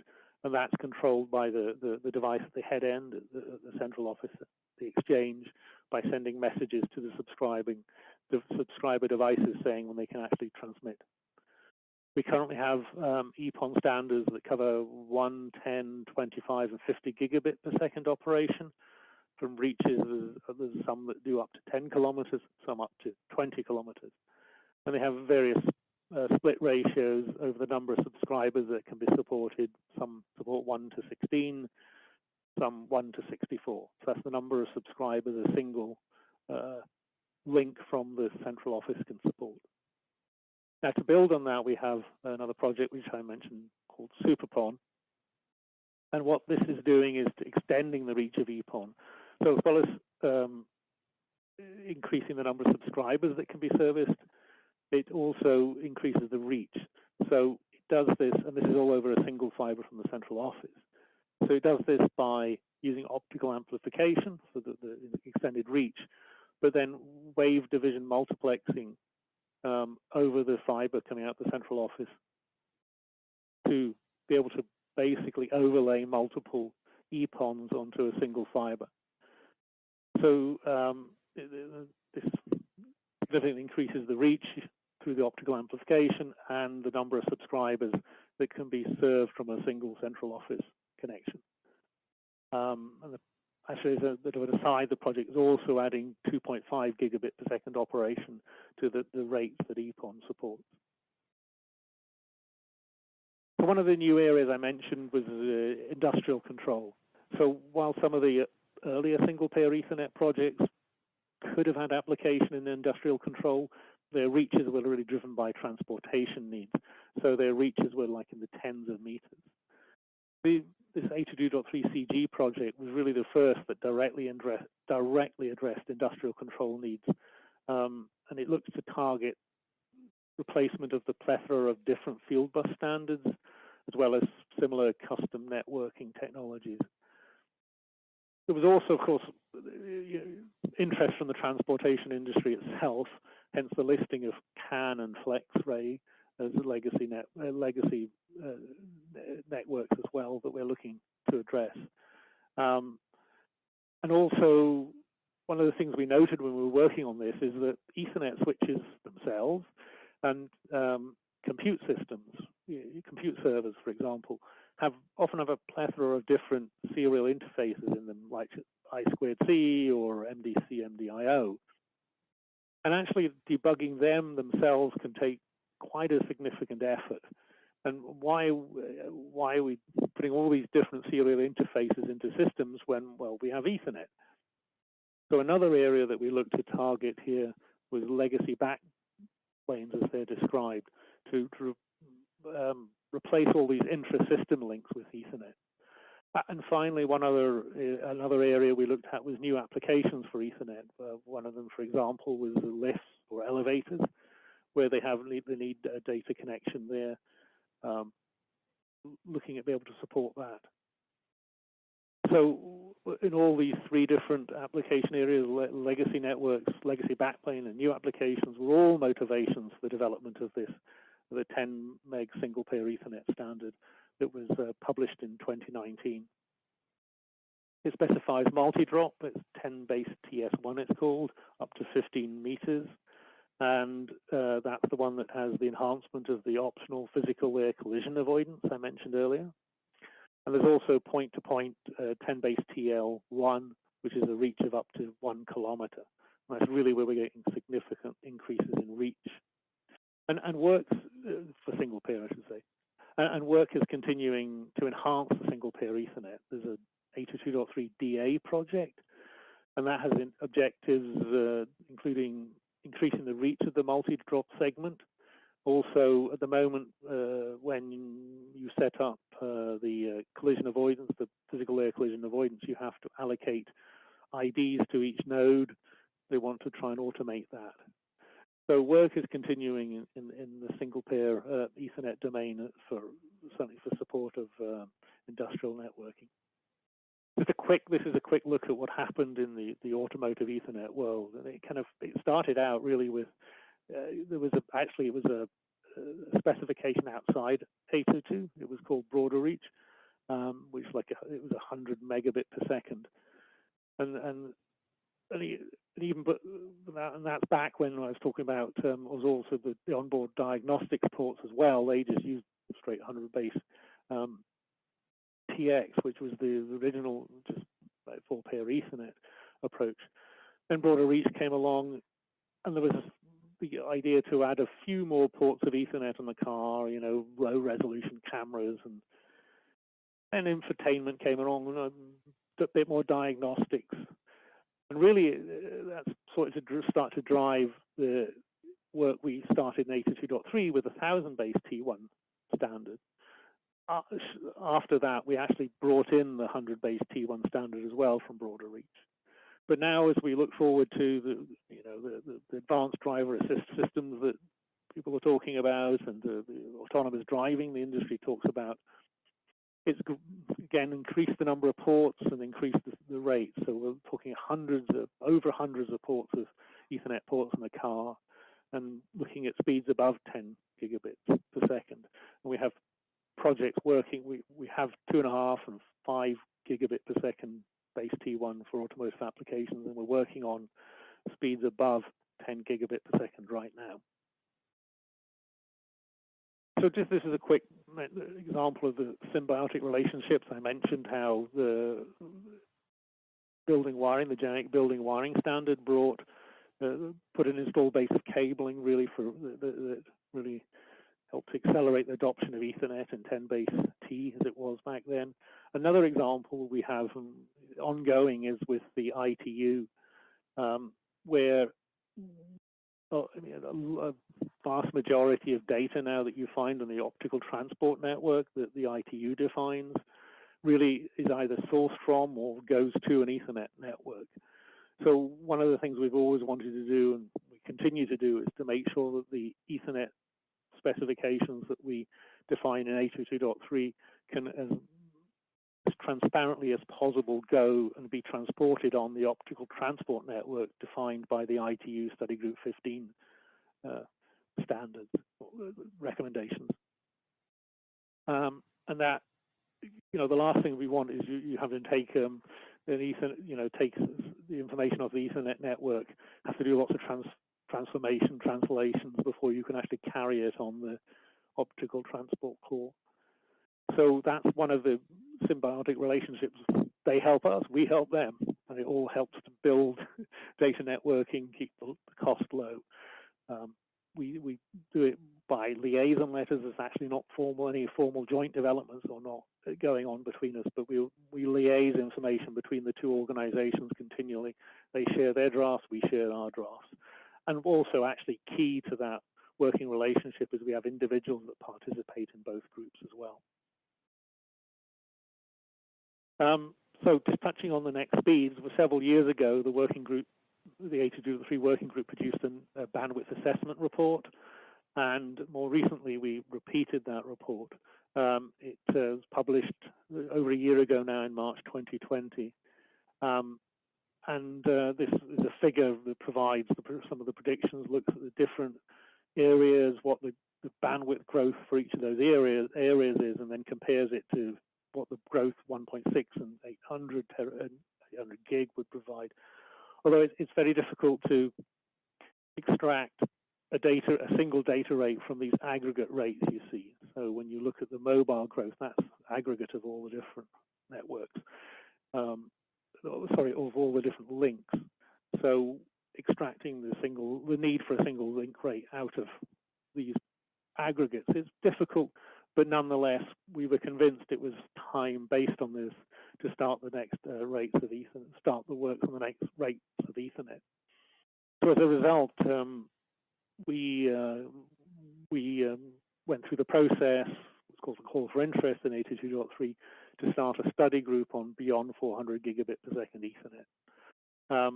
The scope was to consider projects for two data rates above, the scope was to consider any data rates above 400 gigabits per second. It was really settled on 800 and 1.6 were the ones that we chose.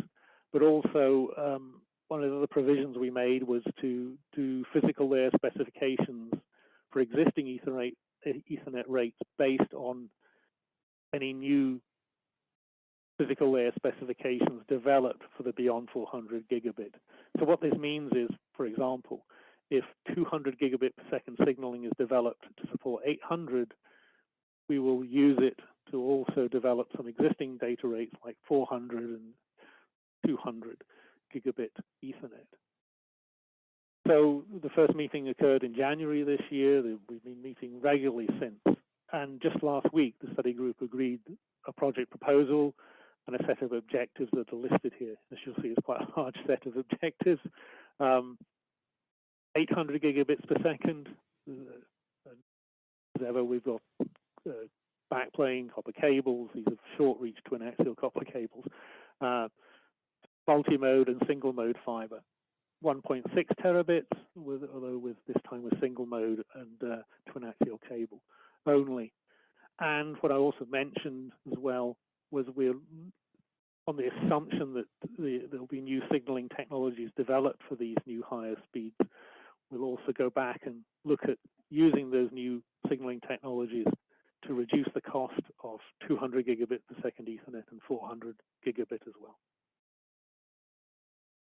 Just to quickly touch on, I mentioned our friends in 802.1, time-sensitive networking. They're looking, as I mentioned, when you move to full duplex, you move the congestion into the switch itself. So they're working on a suite of standards in 802.1 to help support that. There's time synchronization. As I mentioned, we do part of that as well in 802.3 with the precision time protocol support. Latency, there's ways of reducing latency by reserving bandwidth and other techniques like that. Reliability, frame replication, for example, in there, and resource management. So they're all components of time-sensitive networking that 802.1 is developing. They're also developing profiles as well. As you can see, for example, there's a profile actually being jointly developed with the IEC on industrial automation, kind of building all the single pair Ethernet work that I was mentioning, and also the work on a profile for automotive in-vehicle Ethernet. well builds upon the physical layers that we've been developing in 802.3. And just a very last item, although Edward just covered that. Go to the 802.3. If you're interested in any of the work we're doing, go to the 802.3 website. All information about the study group and task forces are there. As Edward demonstrated, subscribe to the email reflector if you're interested in any of these projects. All of the presentations, all of the technical contributions are publicly available there. If you'd like to participate in any of the working group meetings, there's a calendar as well. If you want to join a meeting, we have our interim meeting series next week. Your requirements to attend are just attend. There'll be a link to either a WebEx or a Zoom. If you want to participate, just join. I will say that just to warn you, that sometimes there's a meeting fee. So, for example, our plenary meeting series in November, there'll be a small meeting fee, $50. But the interim, there's no cost at all. There's also quite a lot of lots of other teleconferences we hold in between our interim series and plenary series. We have ongoing calls. Again, you're more than welcome to participate. There's no cost in participating in them. One other item just to mention is once 802 standards are published, including 802.3 standards, 6 months after their publication, they're available to download at no cost. So, for example, if you're interested in the 802.3 CG industrial control one I was just mentioning, it's available at this URL for download at no cost. So, as ever, thank you. Hopefully I haven't used too much time. Thank you very much, David. Questions? Yeah, you are right on time. I'm checking any questions from the group, or I will also check yeah. Any questions to David about the Ethernet standards? Okay, I would like to ask another question unrelated to the Ethernet. IEEE SA developed a standards game, and yes. you are actually use the standards game to teach about the standardization in many occasions. Could you mention that us, maybe like you can share the link to the game and how they can actually do it in their own universities or companies?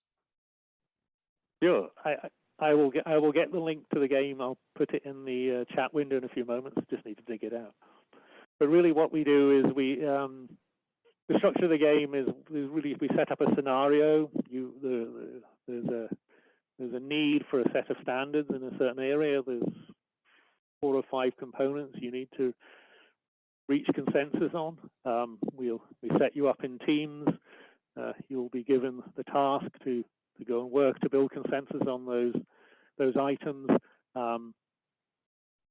Things will happen because just like in real life and real standards, when we start a project, 2-3 years later, maybe the regulatory environment will change. Maybe which company owns which company will change. There's various dynamics like that. So maybe occasional changes will happen, just as you think you're maybe going to reach consensus. And anyway, we take you through the process, and at the end, we'll see whether you manage to reach consensus or not, and you'll have a discussion about your experience of going through that process. As far as working on that, we can if it's a company wants to do this commercially, we can talk about purchasing that. If a IEEE student section, if a section would like to run it, or a student group within IEEE would like to run it, we can work on. We can actually work through the Region 8 Standards Coordinator, and we can actually help to facilitate that. Actually provide some facilitators. We actually did it virtually a couple of times this year, so it wasn't. We originally designed it all to be face to face. Of course, the world somewhat changed, and we've been able to run it a couple of times virtually now. And so, if there's any interest, please contact us, and I'll get you the link to it. Thank you very much. Okay,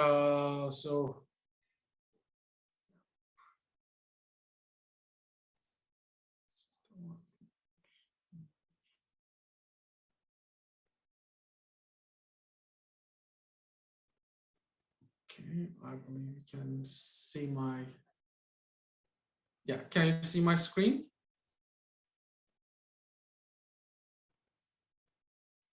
I can. Okay, so hi again, this is my time to talk, and my name is Tuncer Baykash. Below you can see some of my roles in IEEE. I have a couple of more, I guess, but I'm basically a university professor, and I'm joining the IEEE Standards. Today I'm going to talk about the IEEE 802 wireless standards and what are we developing there, and also how can a person from the academia can join. Before that, I already mentioned, but I want to mention one more time. We have a IEEE Region 8 Standards Coordination Committee, and I'm chairing it at the moment. And we can arrange speakers for all of the different IEEE standards for you. You can reach our website from there, or if you are looking for a person directly, you can email me. Previously, actually, we were providing some of the transportation costs of the speakers as well, but at the moment, there is no air travel, but starting 2022, hopefully, we will again start providing some financial help when you organize a talk through us. I need to mention that these are all my views, not IEEE or not my company. So today's talk is about the IEEE 802's wireless standardization group. Mainly, David already mentioned the Ethernet standards. So IEEE 802 standards can be in body area networks and can go up to the rural area networks with 802.22 formerly. And what they are looking for is the bottom layers of the communication. So mainly data link, physical layer, and the medium. Here is 802 LMSC organization. Paul is our executive committee chair, and David is the Ethernet chair, and for the 802.11, Dorothy Stanley is the chair, 15, and Pat Kenley. We were talking about the how between the connection between the governments or regulatory bodies and the group. We have a radio regulatory group, and also we have the vertical applications group as well. As mentioned, there are 6 meetings, and as I mentioned, that we are looking for the lower layers and the packet layer communication. Now, for the wireless connectivity, rate versus range. So there is a limit. 802 works mostly in the unlicensed spectrum, and there is a spectrum RF power limit, a rough limit in the unlicensed band. So we are filling all of these things with the data rate and also the area. So we can actually go up to the white areas, but they may need some licensed. 802 started with the local area networks. With the 802.11 TV white space networks, we are in the neighborhood and also the white area, but with the 60 gigahertz network, we went to lower areas as well, and now there is the visible light communication standards developing. 802.15 has many different standards. This one is the low power white area networks standard, which has low data rates, but they have, for example, 10 years of battery life. And you can, on the other top, you can have the terahertz. So gigabits per second is nothing for the terahertz. You can talk about those as well. I would like to start with the 802.15 standards. It started as the wireless personal area network standard, but then they have mainly different standards available, and they are continuing to develop those standards. Some of the major projects that they've finished is that I mentioned, for example, the terahertz bands. 100 gigabit per second file layer for point-to-point data center applications. This standard is published, and I believe there were they were planning to do the applications during the Japan Olympics. I don't know if they could be able to do it due to COVID or not, but that was their goal.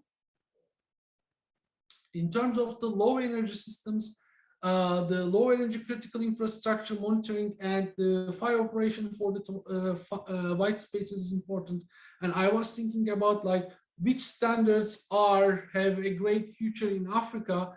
I know that the infrastructure development is really fast in Africa, and to actually check those, both of those standards could be important. The TV white spaces has more data rate. This one has more battery life. So when there's a development in Africa, the developers can check those standards. They're also having body area networking for medical and entertainment applications, and another one is the visible light communications that is still going on. Also, 802.15 group has lots of interest groups that are checking what is going on and communicating with other groups. They already finished the terrorist group, but they kept their terrorist interest group because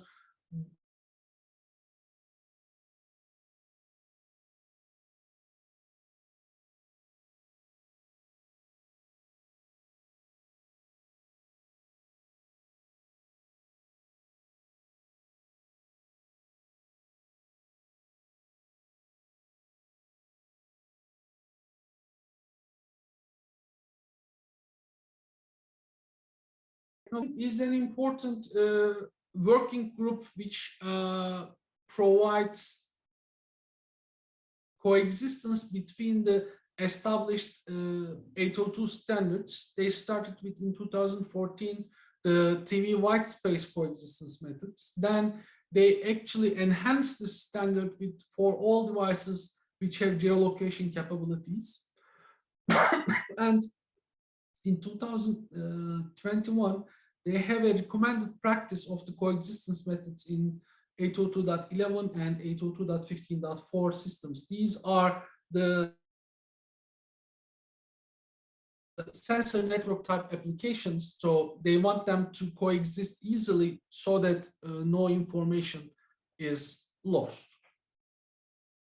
Now, already Edward mentioned it, but I would like to actually focus on the 802.11 because it has the most number of users and I believe most projects in 802 wireless standards.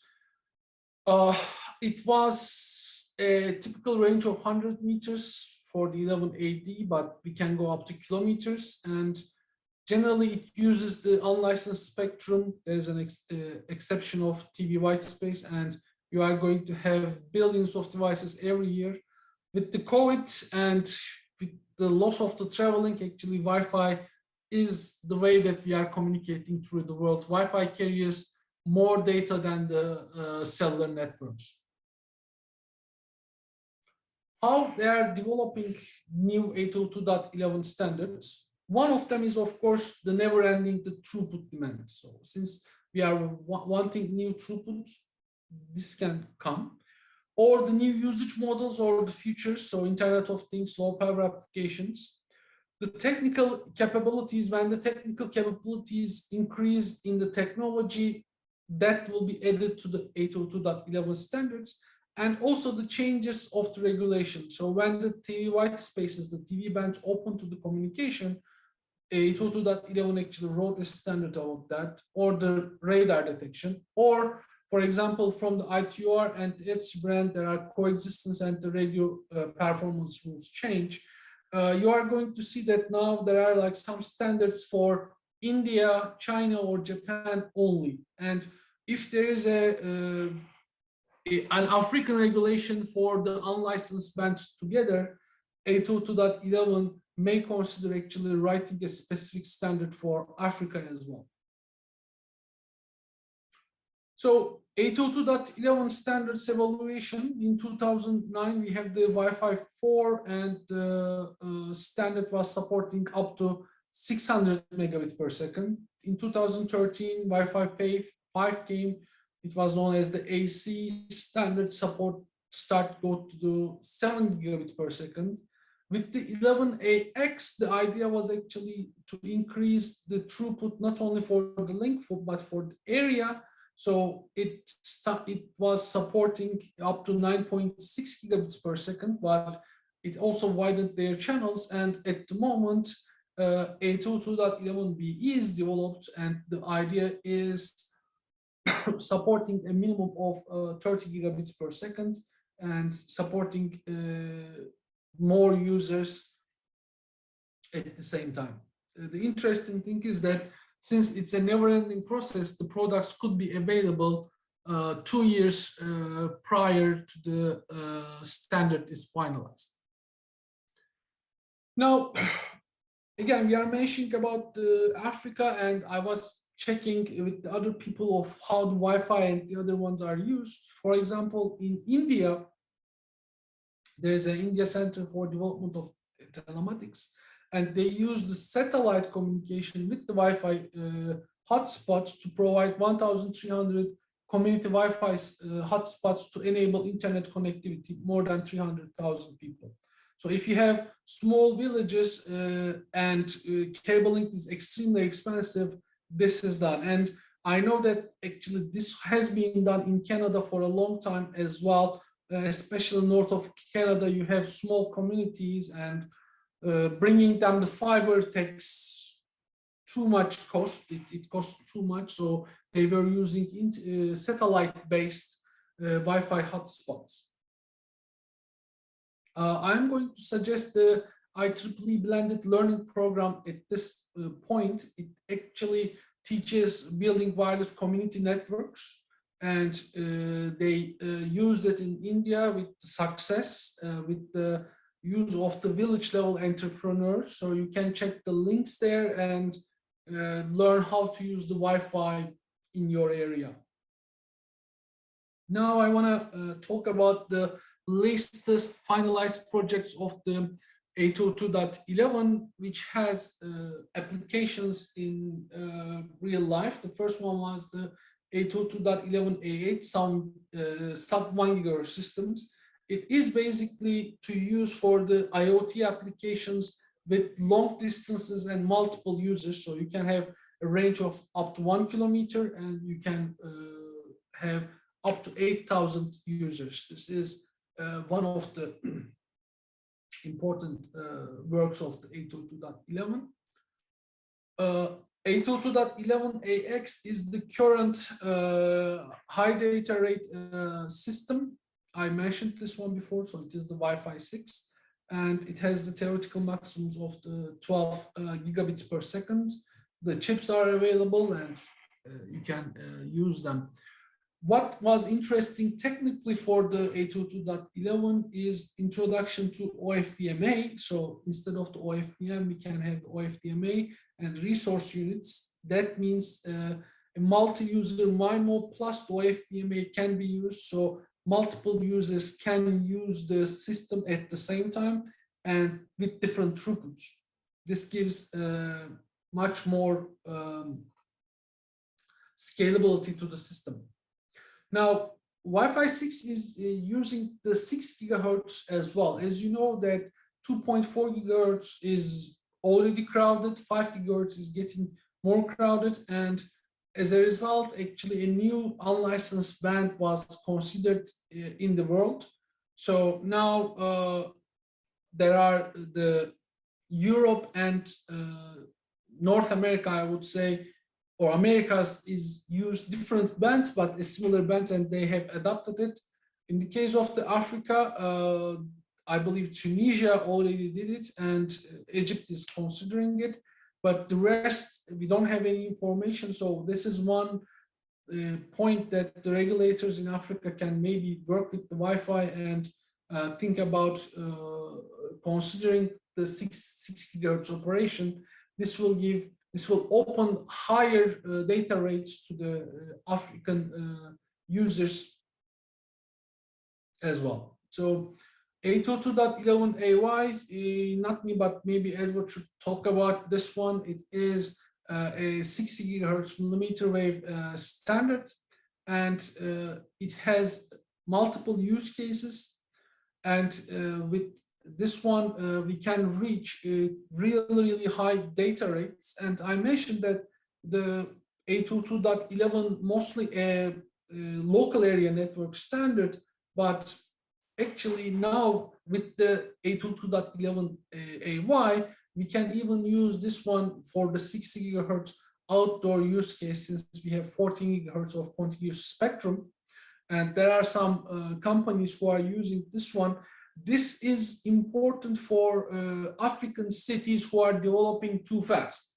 So if your city is developing too fast, actually having the cabling and so on may take time, but you can easily actually connect your connect a university campus or connect a business area using this 60 gigahertz systems.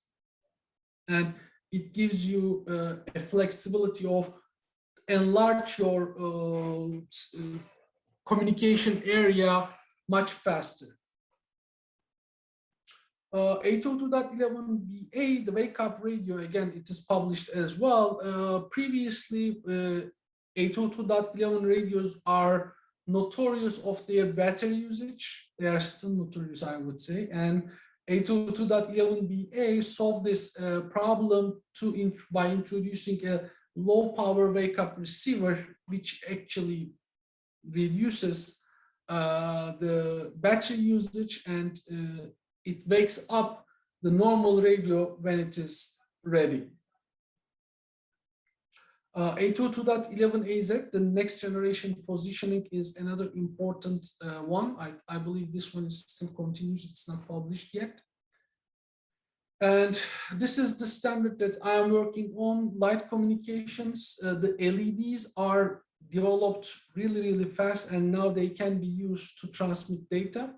As a result, we have new use cases for them to create a secure light communication network which uses the Wi-Fi applications. Here are 5 of them. So for example, in medical environments, you don't want to use, or you want to reduce the RF usage. So it fits very well.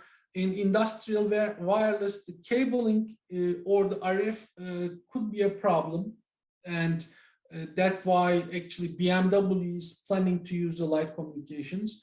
The enterprise networks and the secure home networks is for the places that the security is more important. The light communications basically can stay inside the rooms. You don't have the leakage to the other rooms. So that's why they are considered. It was a old technology. Graham Bell was, these are the Graham Bell's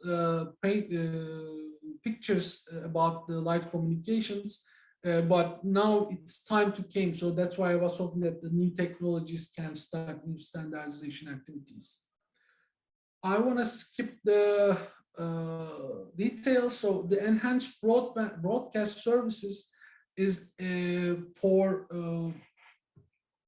big factories and so on, that you want to reach multiple stations at once, or when you are collecting data from the from different stations and so on. So this is for the broadcast applications.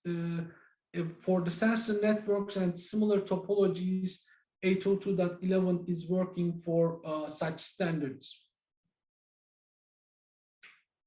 11BD, car-to-car communication is becoming more and more important for the with the autonomous cars. So 802.11BD enhances the possibilities of the V2X, vehicle to everywhere communication protocols.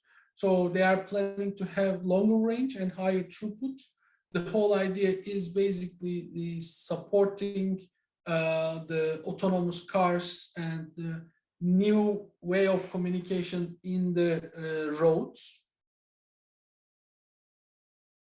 And here are some of the user cases: the sensor sharing, multi-channel operation, infrastructural applications, vehicular positioning, automatic driving assistance, aerial vehicle applications, train-to-train or vehicle-to-train applications. You can look at for their reports, and they are planning to actually finalize in 2021, but they haven't finalized yet. That's the idea. Now, the big one, the new flagship, and the Wi-Fi 7 will be 802.11be. The targeted completion is 2023. They are working on these ones, and the use cases is up to 8K video streaming, the remote office, cloud computing, and video calling and conferencing. With the COVID and all the developments now in an area, there are so many Wi-Fi users, and all of them are actually asking for more data. So 11be is developed for this new use cases in mind. These are the some of the features under consideration. So we will go up to 320 megahertz, and we are looking for the adaptation of the regulatory rules specific to 6 gigahertz spectrum. Another interesting topic that Wi-Fi is working on, 802.11 working on, is sensing. So the 11BF is going to work on the sensing stuff. So the RF can be used for home monitoring, energy management, elder care. If someone actually falls down, you can detect it using the Wi-Fi or 802.11 waves. Wacom approach, using your hands to communicate with the computer, gesture recognition, the biometrics, and so on. So these are all of the applications that can be provided by 802.11 BF system, and that we are considering.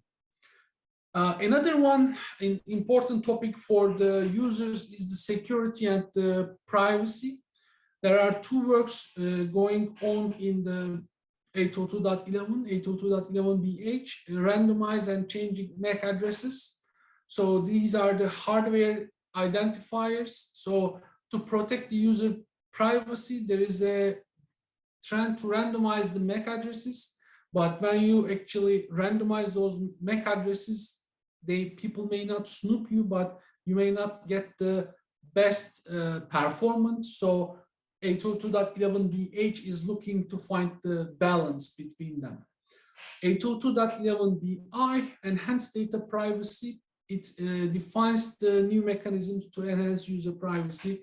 802.11 has them before, but in today's world, I believe we need more. Now, how to join? Edward already mentioned the 802.11, 802.org website. You can check it from there. And at the moment, September, November 2021 and January 2022 meetings will be online, and they have low registration prices. So for November and January already announced, they will be $50 for early registration. When I was a PhD student, of course, I didn't have the money to join, but using the mentor.ieee.org, I have all the documents open for free. For example, if you are working in the visible light communications, the channel models that are used in the standard are available to you in their original MATLAB files. And most of the 802 standards are doing that. So you want to do, you have a simulation and you are looking for the realistic channel model. The best way is actually going and checking the mentor.ieee.org, or you are looking the newest ideas in the Mac or the file layers, what the industry is doing. Again, you can check the mentor.ieee.org for all the documents, and they're open and for free. Another important topic for the academia, both 802.15 and 802.11 has wireless next generation groups, and they are eager to listen to new use cases, new ideas, and new technologies. If you have your own use case, your new ideas or the technology, you can email the chairs of those groups and make a presentation during the meeting, so people come and listen your ideas. or the other way around, you can see what is going on. The same example can be given for the both sensing and the visible light communications. We actually started before our standardization start. We started with the tutorials and we visited both wireless next generation groups actually to convince them it's time for the light communication. Here are some of the important websites. I already mentioned mentor.ieee.org, but also you can go for the tutorials, and to download the standards, you can go transmitted.ieee.org, 802 standards, and you can look at the other initiatives and other industry connections using those links. And I am always available to answer your questions, not only about 802, but all of the IEEE standards. Even if I don't know the answer, I know the people who are working on those, and I can make your connections. For all the students there, actually, my group is looking for PhD students to work in 802.11 related projects as well. You can reach me. So thank you very much. Any questions?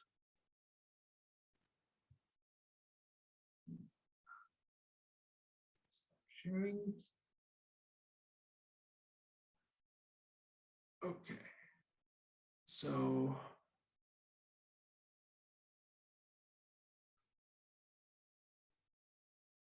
I'm looking for any questions here about PhD students. Okay, a question is coming.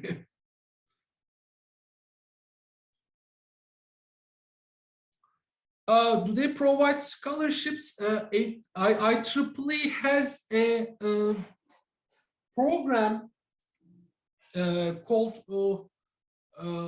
reduced fee for the IEEE 802 has a program called reduced fee for the students. So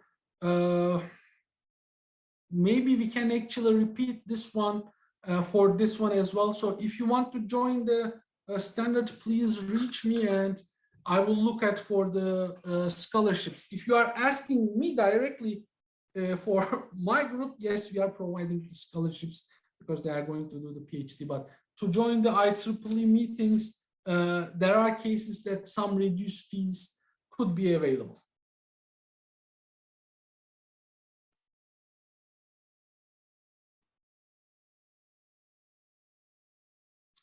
Okay, thank you very much. So our next speaker, I need to is Vikas Monoprum, and he already mentioned that we need to stop the recording, so I'm just stopping the recording. Recording stopped. It is stopped, and okay.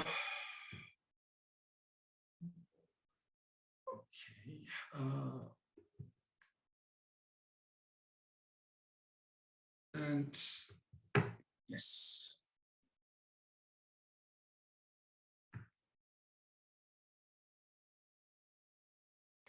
Hi, everybody. I believe you can see my slides.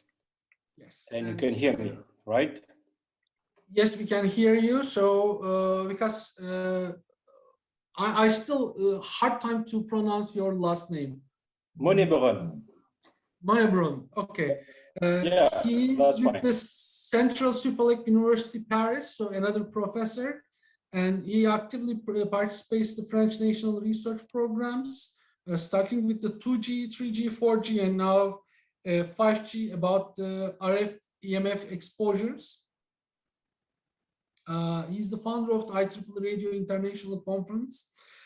He serves as the associate editor of the IEEE APS magazine on transactions, and he was the chair, still is the chair of the IEC IEEE 62704/3 standards, and Vikas was the recipient of the URSI Young Scientist Award, IEEE International Joint Working Group Chair Award, and IEEE Antenna and Propagation Society Ulrich L. Roth Humanitarian Technical Field Project Award in 2018. IEC 1906 award and IEEE SA International Award. So Vikas, the floor is yours. Thank you very much for such an important talk. Thank you, Tuncer. Thank you for the introduction. So as you see, my name is Vikas Manibharan. I know it's not easy to spell, to say that, but people know me as Vikas. And my first name is probably unique because they got it wrong when I was born. It should be an H instead of the S at the last letter. So as you can see, I serve as chair of the Antennas and Propagation Standards Committee. So it was said by the other speakers. So this is sponsored, as you can imagine, by the Antennas and Propagation Society. And I also chair this so-called dual logo. So you see IEEE and IEC. IEC is International Electrotechnical Commission. They have always these strange numbers with standards, but this is another standard committee, which is sponsored by another society of IEEE.